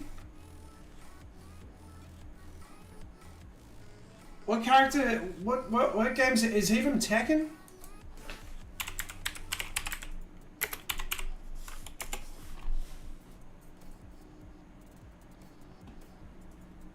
No, Yakuza. I've actually never played Yakuza. Therion, don't know. Who the fuck's Isaac Clarke? Pac-Man! Nah, I wasn't my generation of games, so that's an F. Oh, Duke Nukem. He can go B. Ratchet goes, I think, S tier. Blankowicz. Again, I don't think I've played him. No idea. I don't think I've played... Who the fuck's Little Mac? Lucas. These are from... Yeah, Ratchet is S tier for sure because I was a PlayStation kid. To be honest, I don't really play Nintendo games, so I'm just gonna give him a C. Kirby though, Kirby is the one character I do play every single time. I think he's honestly SS tier. Look, C. Fox McCloud is probably B. Don't know too much about him. Lara Croft is an S. Ezio Auditore is SS. He is the reason why I played. Yeah. He's the reason I played Assassin's Creed. Now, I don't know who Clementine is. Dante, I'm pretty sure is from a popular game. Is Dante Resident Evil? I don't know. I don't know where Dante's from. Devil May Cry, I have not played it. Bayonetta. Ellie, she's from The Last of Us, yeah? S tier. Solid Snake is from Metal Gear Solid. SS! Ryu Hayabusa. I don't know. Oh, it is Street Fighter. I don't play Street Fighter. I play Tekken. Sorry. Gregory. I don't know. Yoshi. He's S tier. I don't know. Marcus is Detroit Become a Human. Again, I don't know if I played it. Such a long time ago. Master Chief. Master Chief. Doomslayer. I think he earns A tier, right? Oh, you know what's funny? I have not played or even watched The Witcher, but I'm just gonna say he looks based AF, and so he deserves an S tier. Okay? I don't know, Isaac. I don't know. Don't know. I don't know. I don't know. I don't know. I don't know. Astro, I mean, to be honest, D tier. I don't know Olimar. Phoenix Wright, I don't know. Don't know Apollo. Sonic goes, I think, A tier. Yeah, but I haven't played all the Star Wars games. I don't know Simon. Chris Redfield. Why does he look familiar?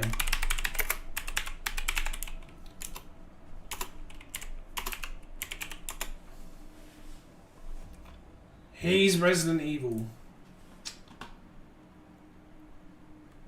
That's right. A tier. Oh, Leon goes S tier. John, I've not played Red Dead. Arthur Morgan. Donkey Kong goes A tier. Oh, Samus goes A tier. I don't think I've played that character.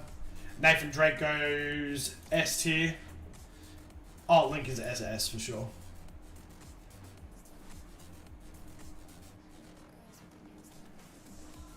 I'm just gonna put him SS anyway. I'm gonna just... I don't know if I played all of these Link games, oh my gosh.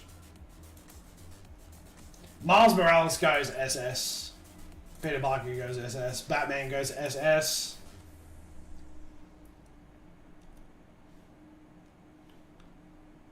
Soul Bad Guy. I don't know. I don't know. I don't know. I don't know. I don't know. I don't know. Joel, he goes to SS. Red goes to SS. Don't know. Spyro!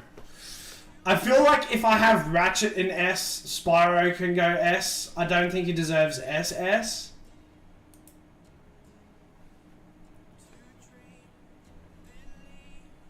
Banjo, I don't know. Mega Man? I don't know. Cuphead. The Knight. Rayman. He deserves A. Scorpion is based. He goes SS. I actually haven't played Cyberpunk. Tracer, she's not even the best character, bro. Steve, based. Jonesy, is reasonable, to be honest. True. Jonesy, B.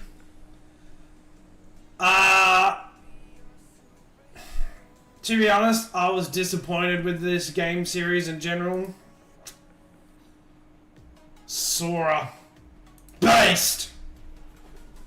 Micah... Don't know. I don't know.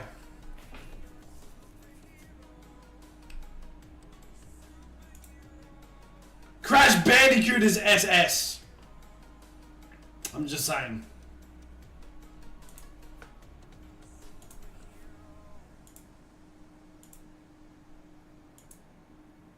All these types of games I don't play. I just don't play.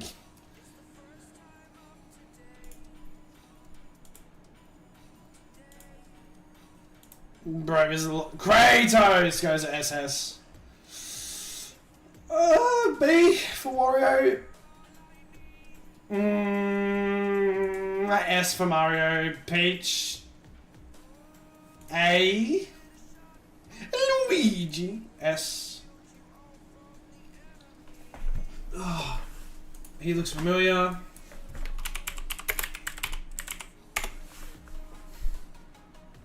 Oh, I didn't play it.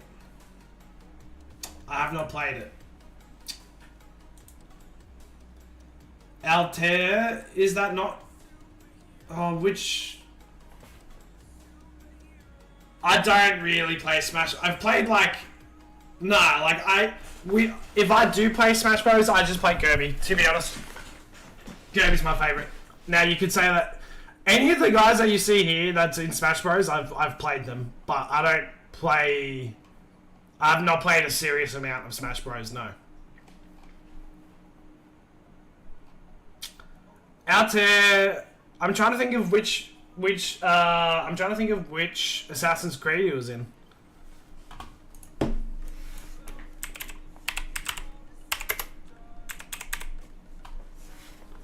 Was he the first? Was he 1 and 2, or was he just 2?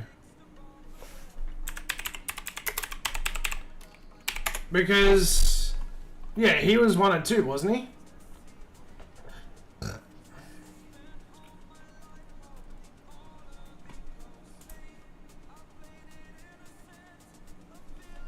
Yeah, well then he goes in SS then. No. I don't know. Do it? Fuck.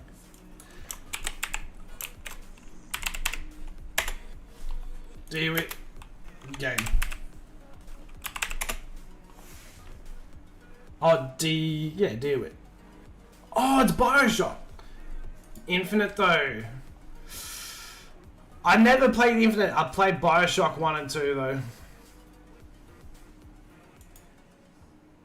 The moment I found out they were taking multiplayer away from Infinite, I never got in. I was never interested, to be honest.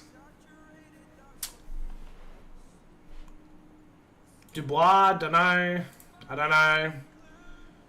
That's Half-Life, isn't it?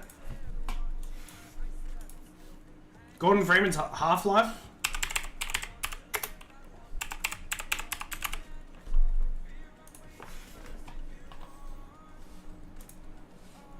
Again, I didn't play Half-Life. Yeah, I never got Infinite. I played Bioshock 1 and 2, but I didn't actually play Infinite. Clive Rossfield.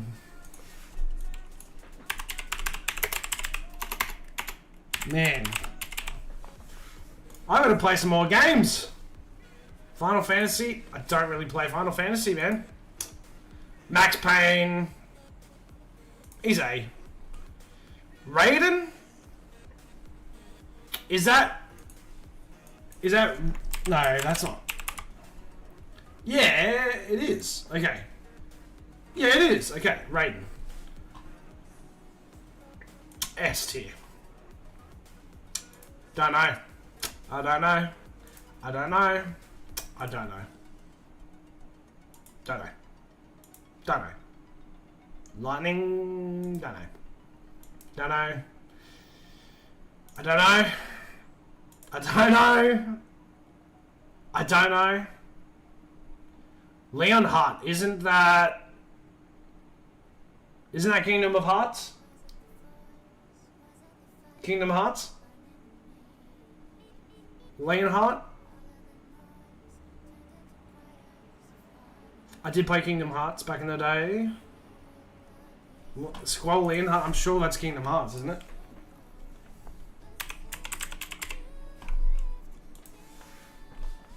No, it's Final Fantasy. What the hell? My bad. Nope.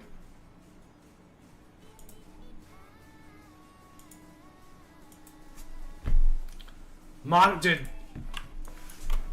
I thought he was in...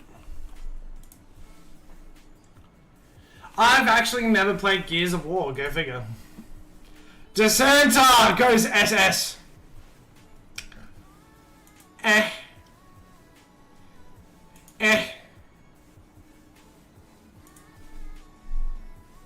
Abby Anderson?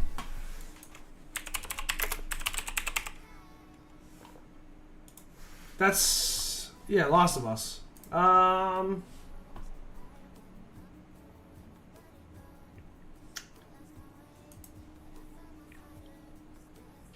Graham Cracker... nah. Jin Kazama, S tier. Johnny Cage, A tier. Kazuya, SS tier. Is this meant to be Minecraft?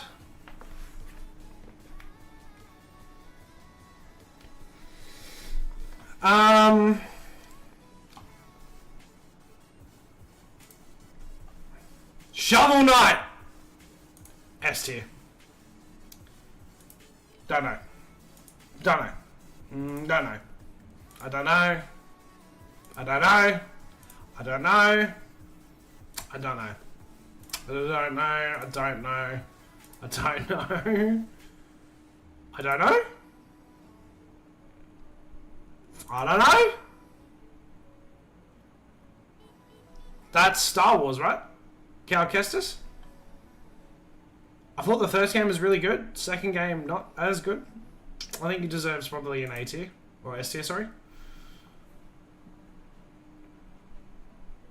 It's not your fault, Cal, that the second game sucked.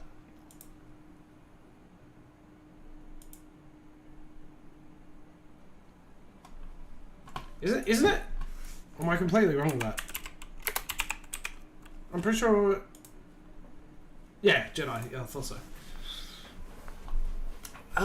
Pinocchio. Yeah. Yeah, I remember him from Jedi 1. Which was good. Fallen Order was really good. Survivor sucked. Well, it didn't suck, but just wasn't as good. The Chosen Undead. Who's this from? Man, you guys are making me think. We still have so many more people to go through. I'm just gonna have a look at it right here. I've never played any of the Dark Souls, so... I will say the Ashen one does look really fucking cool, though. Never played. Mirage. To be honest, he's B tier. He's cool. I like the concept of him, but man, he kind of sucked when I played that game. I don't know any of these guys, man. Isaac.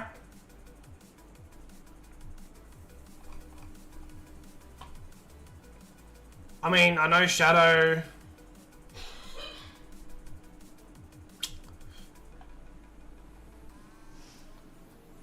Guys, to be honest, almost all of these characters, like other than Sackboy, Jack, and Daxter, I haven't, yeah, literally, I haven't played pretty much any of these games. Cole McGrath. What the fuck? What game was he from? He was from a PlayStation game. Infamous! Damn, that's taking me back. Guys, can we base it off here? Man, there's a lot of characters I know I'll never have played them. And I don't want to put them in here unless I've played. So, based off... Don't look at this one here. Based off what I have played, to be honest, I'm just going to say... I know that was the cat game, but I never played it. Sackboy probably gets like an A. Cole gets an A. Shadow gets like an S. That's pretty much it. Oh, Abe does get SS. Abe was cool. What do we think of my list?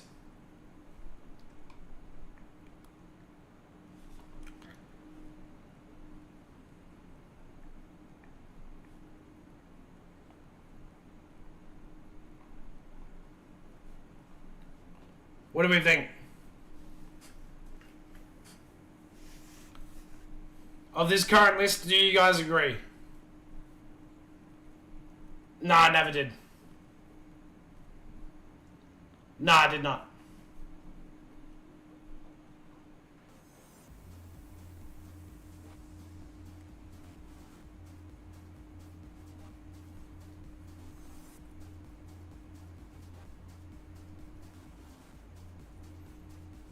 What do we think of the list? More importantly, what do you guys think of my SS and S list? Do you guys agree? You like it?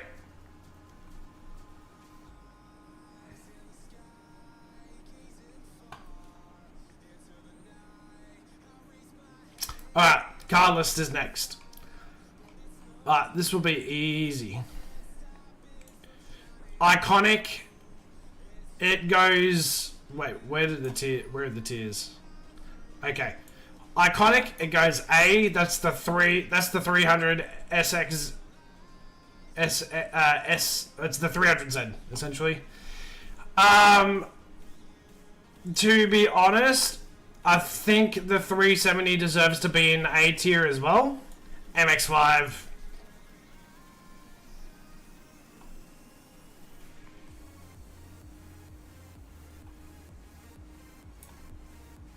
MX-5 goes there. Pretty sure this is a Jag. Old school, but it doesn't really catch my eye. Goes there. The Diablo goes A for me. That's the Testarossa. I respect it. Goes B. The Ford F40 GT, or the Ford GT, I think goes S tier. The Corvette ZL1, that's S tier.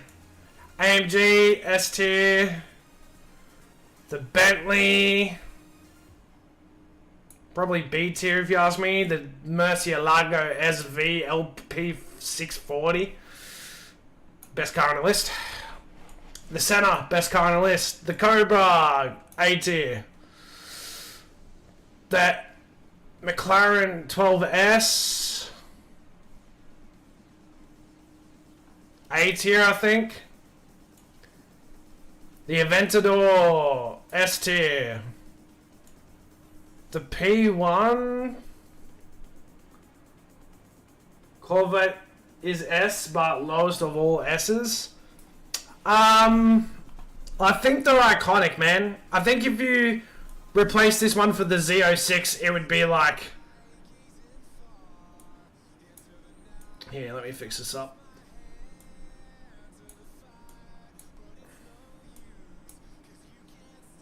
I love the Ford GT. Why do we have two... Is that the Senna Roadster? Because the Senna goes there too. The 918 is by far probably one of my most favourite cars ever. The 458 A tier. There's a lot of A tier cars here, dude. The Cayman GT4.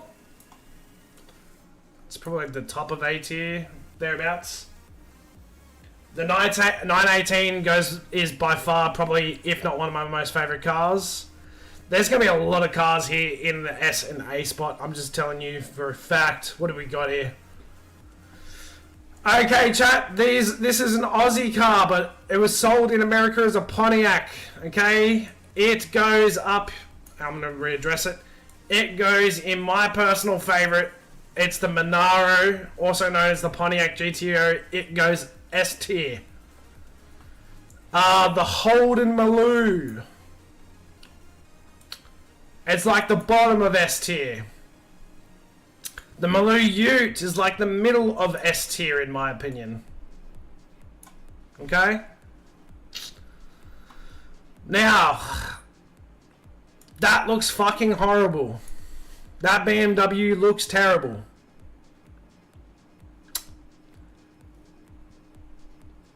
The Mazda RX-3 goes.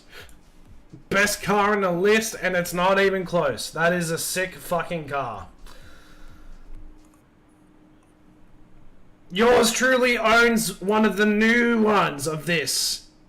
And I'd probably think that the BRZ, for most people, sits probably between B and A. I personally am going to put a best car on the list.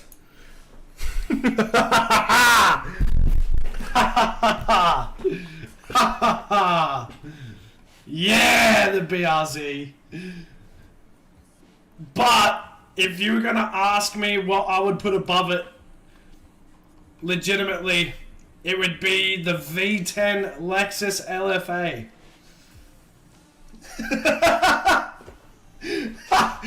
I know y'all would probably put this between like A, B, or C, but BRZ, because I own one, it goes there. Alright, the Forester is a sick looking cut unit. I think it belongs B tier. The Veneno. I'm sorry, it's ugly. I know it's a Lambo, but it goes there. The Urus. Okay, that's like S tier. I can't play with that one. That's S tier. You see Godzilla. There are multiple versions of Godzilla here, actually. Where are they? I saw him. Godzilla definitely goes there. Nah, let me be real. Why are we putting roadsters in here? I'm sorry, man. Any of the drop tops look terrible. They just go here immediately.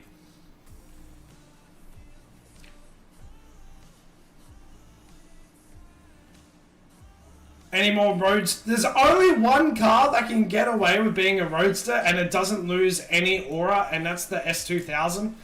The S2000 is S tier for a reason.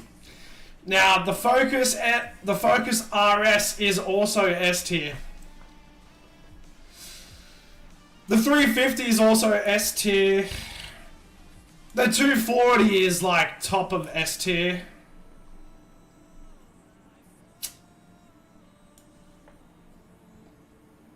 Why? The Mazda C tier. Cool concept race car, but meh.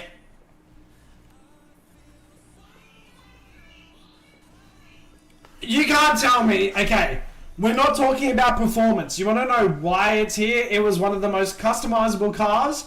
It was also, has always been one of the most iconic arcade cars you could get. It's still one of the most iconic drift cars. It deserves S. Remember, it doesn't have to be faster, but it's iconic AF.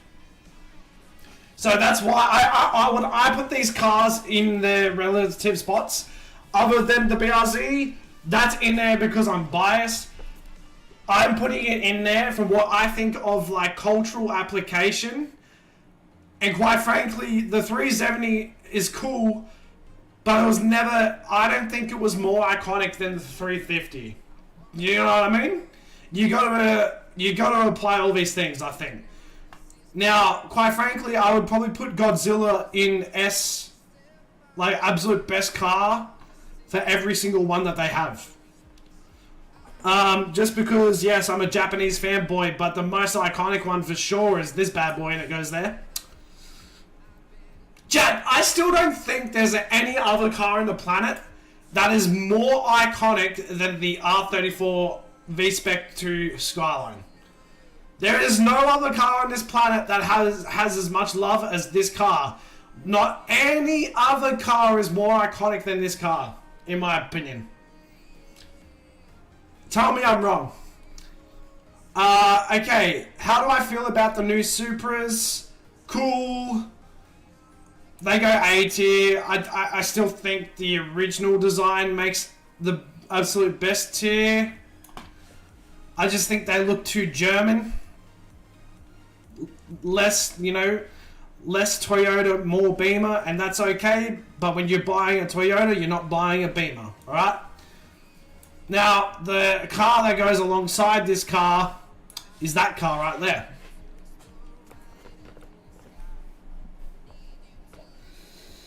The RX-7 also belongs in this category, and I'd probably put it there.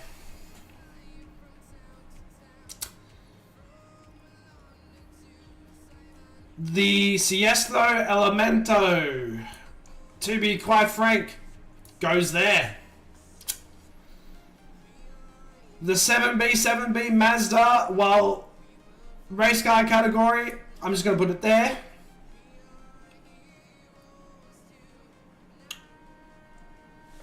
I'd put it there over that one. Yeah. Yes, the FD Mazda RX-7 belongs there. And if you want to have an argument, fight me, bro. Now, chat, I know by all purposes, okay, the Dodge Viper clearly, probably in most aspects, does not go best car on the list. However, when I think of iconic Dodge Viper,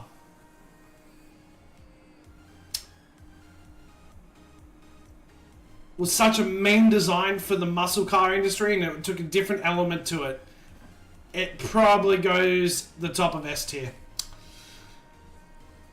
Alright, how many McLarens do we want here? The McLaren F1 makes the best car on the list for sure. Probably ahead of my beloved BRZ. This is like the LS200, LS300. Where's the Crown? I think it goes B. To be honest, wasn't the most nicest looking car.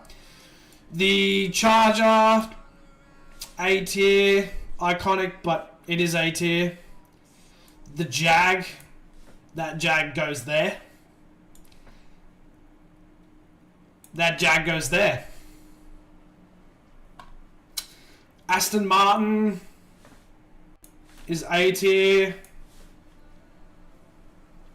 Personally, I wouldn't have it over any of the cars I've got listed above, and I know that sounds funny, but it's true. That Porsche looks horrible. It's got a long, obscure name that I don't know. The Porsche here, though, goes A tier. The Camaro. I think the Camaro here goes A. I think if we have this, like the 69 Camaro, that goes the best car on the list. The Dodge Neon, I think goes C. Now, they've done as bad with the Mustangs. They've only given us one Mustang. If it was the Dark Horse, it would go best car on the list. But I think it belongs here.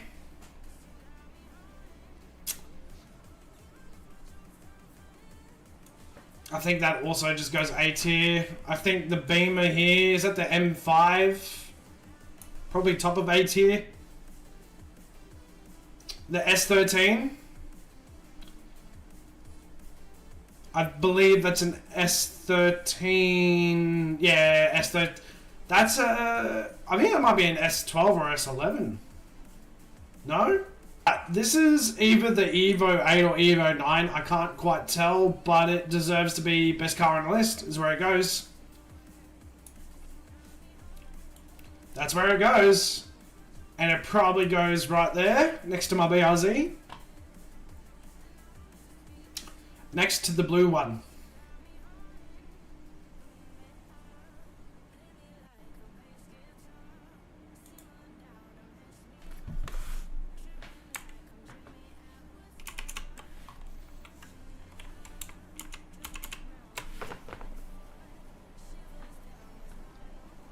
I think that's a Lotus, dude.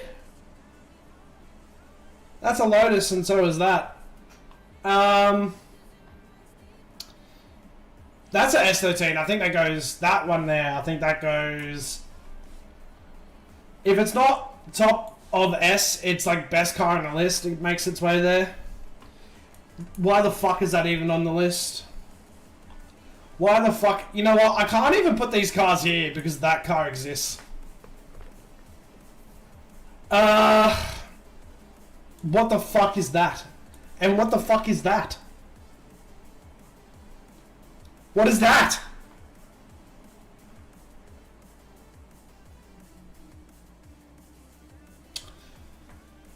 WRX. This WRX in general probably belongs A tier. There's too many McLarens on this list, dude.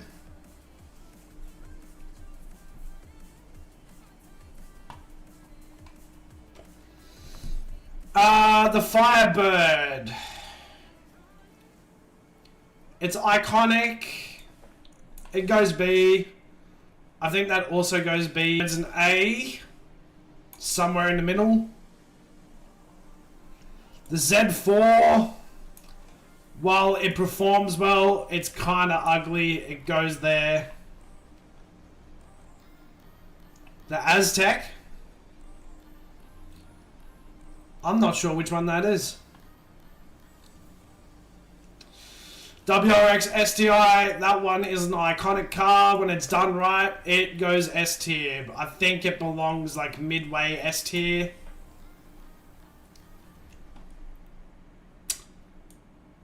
Is that the 2010 Focus RS? If it is, that's best car of all time. Like, that's not even a question, right? 2010, if it was the lime green, it goes like up here. That's how cool that fucking car looked. The Mitsubishi GTO, I think, or is it the Eclipse? A tier. The Lexus 300 something, like mid A tier. Sorry to drop out randomly, I need to get some sleep. I honestly approve your choices so far, minus the Aston. That should be the best car of all time, period. Wait, where did you say it has to go? Best car of all time? The Astons? Where? Where are my Astons? Okay. That's where they go now, you said that.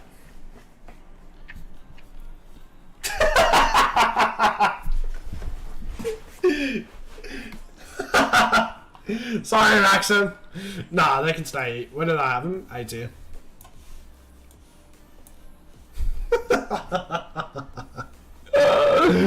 Catch it, dude. We'll be finishing really soon anyway. I just want to get this list done and call it a day. To be quite frank with you, okay, Godzilla R32. I think that goes in best car of all time.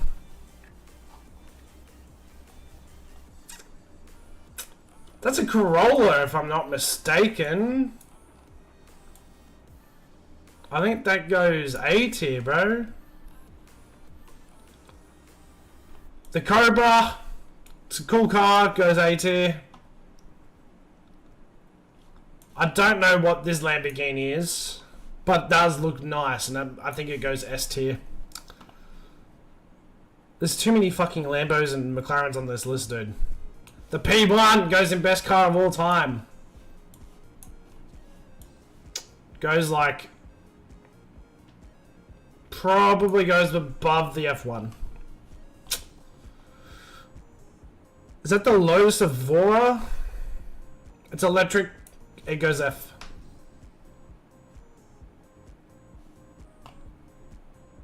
The Lotus Esprit was one of the coolest looking cars ever. That goes A. The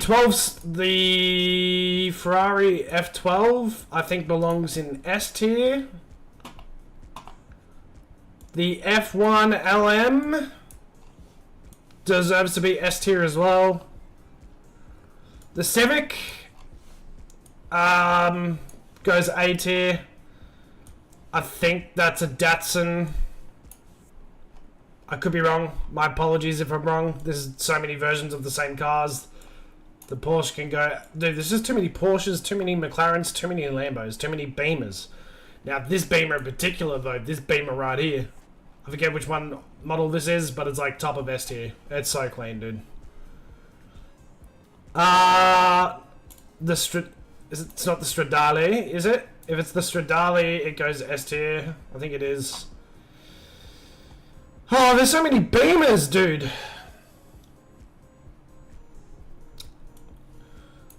Now, that's the AE86. Iconic drift car, iconic anime car, and it makes its way to best car on the list at the very bottom, though. I'd say it hovers between there and the S tier. The Lexus IC 300, I think. Not IC. Something. I can't remember. There's too many. Dude, there's too many badges. It's probably S tier. I've seen one of these. They are quick as fuck. It goes on S tier just on that alone. The Celica. No, Corolla.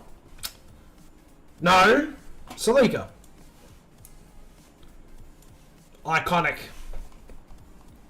Iconic rally car. What the fuck? Honestly, drop that. This is better than that. That goes there. This Beamer, I don't know where that goes, belongs, to be honest. Now, this is old school. That's like the E36. It goes like at the top of S tier. No, not best car on the list. Top of S tier, thank you. The Lexus here probably goes A tier. Beamer here goes A tier. There's just too many of the same car brands, man. Now I'm not sure. Is that a Civic or is it a Mazda?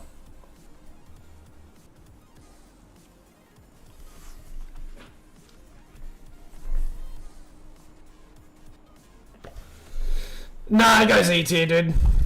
It might be fun, but they look horrible. They also look like that'd be the one car that you'd see everywhere on the Mardi Gras. Not that there's anything wrong with that.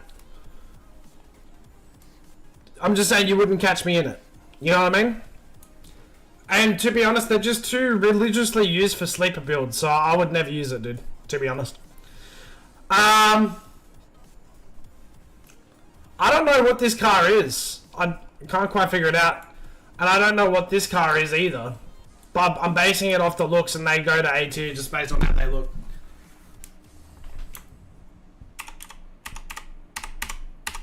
And that is my car list, dude. We have a lot in best car, S tier, and A tier. I think well deserved. I would probably drop this to the bottom. Probably drop that down here too. Drop that all the way there. But these three cars right here, it's non-negotiable. These four here are non-negotiable, chat. And this car's only here because I own one. Alright guys, I'm going to call it there for a day. We've been streaming for a few hours now. if you guys want to see more like community interactive streams that will be coming up in the next few weeks, dude, like I said, we've got a lot of things planned. Tomorrow we have the Yu-Gi-Oh tournament happening. It's going to start at 2 p.m. for me.